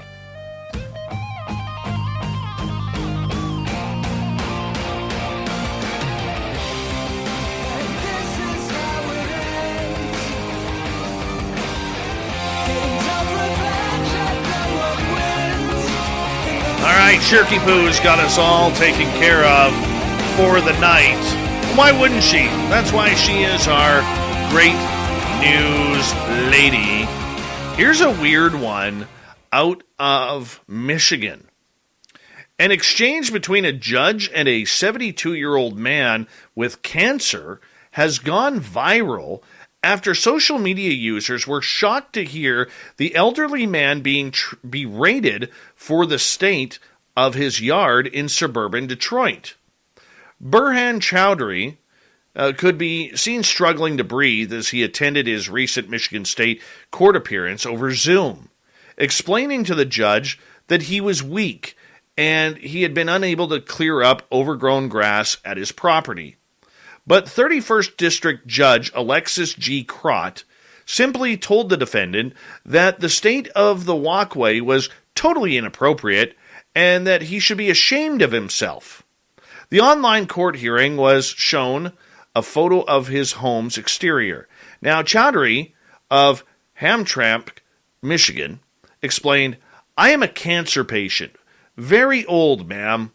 And I am a cancer patient and was then very weak." He added that he could simply not take care of the space, at which point Crott replied, "You should be ashamed of yourself. If I could give you jail time on this, I would." Instead, she issued Chowdhury a $100 fine. She added, "You've got to get that cleaned up. That is totally inappropriate." The man's son, Shabir, who attended the Zoom meeting with his father, then spoke up on behalf of his dad, as a good son should, not only reiterating the ill health that had stopped the grass from being cleared away, but also explaining that the property had already been tidied. He said, "My father is currently sick, and we cleaned it up." Crott continued, "Do you see that photo? That is shameful. Shameful. The neighbors should not have to look at that. You should be ashamed of yourself." Speaking to the media, Chowdhury's son Shabir said that he was shocked at what happened, explaining that his father was diagnosed with cancer in his lymph nodes in February 2019. "The way she said that my father should serve jail time for this is really bugged me," he said. "I was really shocked by it. I didn't expect her to yell at us in this kind of situation." Chowdhury's health has also deteriorated from a heart issue and high blood pressure, while his wife has faced health problems of her own after falling down the stairs and hurting her back. "It's been difficult," the son added, saying how cancer treatments have affected his father's mobility. Speaking about the online support the family has received after the footage was shared, people understand that a situation like this can happen with someone who is old or sick. "I'm really thankful to those in our city who have supported us and letting us know they are beside us." And, of course, the judge not made for comment. My question here is this. Okay, twofold question. Number one, whatever happened to getting to know your neighbors? And if you know your neighbors are ill, taking that extra 10, 15 minutes to help them out. Whatever happened to that humanity? I don't get it. And number two, what kind of power trip was this judge on? You would swear that she is the head of her local, homeowners association. Just flexing that power as strong as she could in order to prove her point. By damn it, cancer? Oh, hell with that. That's not an excuse. Unbelievable. Unbelievable, the lack of humanity. It's terrible. And don't give me the COVID crap either. Has nothing to do with COVID. Being a good neighbor has nothing to do with COVID. Right? Example, my neighbor across the street doesn't even have a snow shovel. Oh, pardon me, he has a snow shovel, but a small one. I went up to him and I said, "Hey man, you ever need to borrow my snowblower? Go for it. Just come grab it." So he has. He's offered me gas money. No, I don't need it. I don't need it. Just helping out a neighbor. My other neighbor, 2 doors down, has a big snowplow on the front of his truck. Guess what? The front of my driveway is cleared. Our entire street has been cleared of snow because he did a neighborly thing. Take care of your neighbors. Not sounding like I'm ragging on you, but it's just good, honest advice. Because one day you may need them. Maybe they know how to torque a wrench or fix a leak in a pipe. Or your lawnmower isn't working, and they're good with that. Or maybe your son throws a ball in their yard, and you need to go get it. Just be a good neighbor. Thank you to Shirky Poo for the wonderful news tonight. Really do appreciate that. Thank you to everybody for tuning us in tonight, along with Sinead Whelehan, our guest. And it's been a very emotional day with the loss of Butch Witkowski and Strange Days. We will continue Strange Days. We'll have a tribute show on the next one for the mighty Butch. Yes, the Butch is back, but only in memory. And we love you, Butch. This one's for you. We got Mr. Ron Bumblefoot Thal rocking in the background with Little Brother Is Watching. Bumblefoot is the official music of Spaced Out Radio, rocking us in and out of every single show. Get your horns up for the guitar god himself.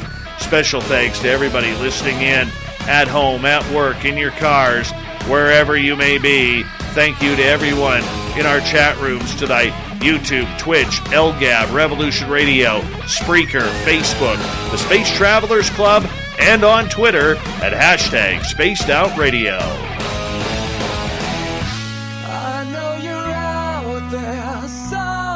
Remember, this show is copyright by Spaced Out Radio and SOR Media Ventures Limited. Thank you so much for choosing to share your evening with us, because together, my friends, we're watching. We own the night. Mr. Bumblefoot, we need a favor. We need you to take us home.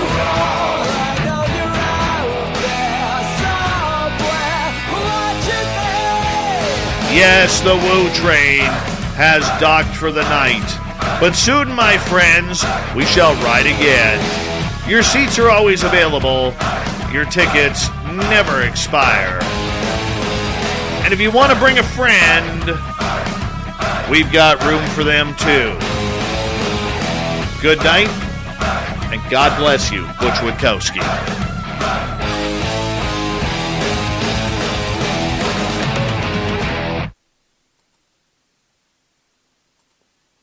In the time before AT&T Fiber Internet. What? What are you doing in me dungeon? It's the only place where the bloody Wi-Fi works. Oh, and you don't mind the spiders? Spiders? What spiders? Oh no, they're everywhere! Oh! In the time after AT&T Fiber Internet. It's nice having fast, reliable Wi-Fi in the whole house. For sure. The dawn of a better internet era with AT&T Fiber. Limited availability in select areas. Check eligibility at att.com/getfiber. AT&T Smart Wi-Fi extenders may be required. Sold separately. Restrictions apply.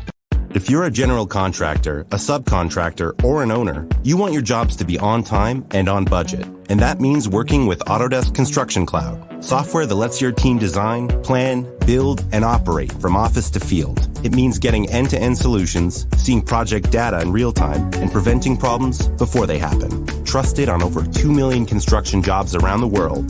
Build with Autodesk Construction Cloud. Try it free today at construction.autodesk.com.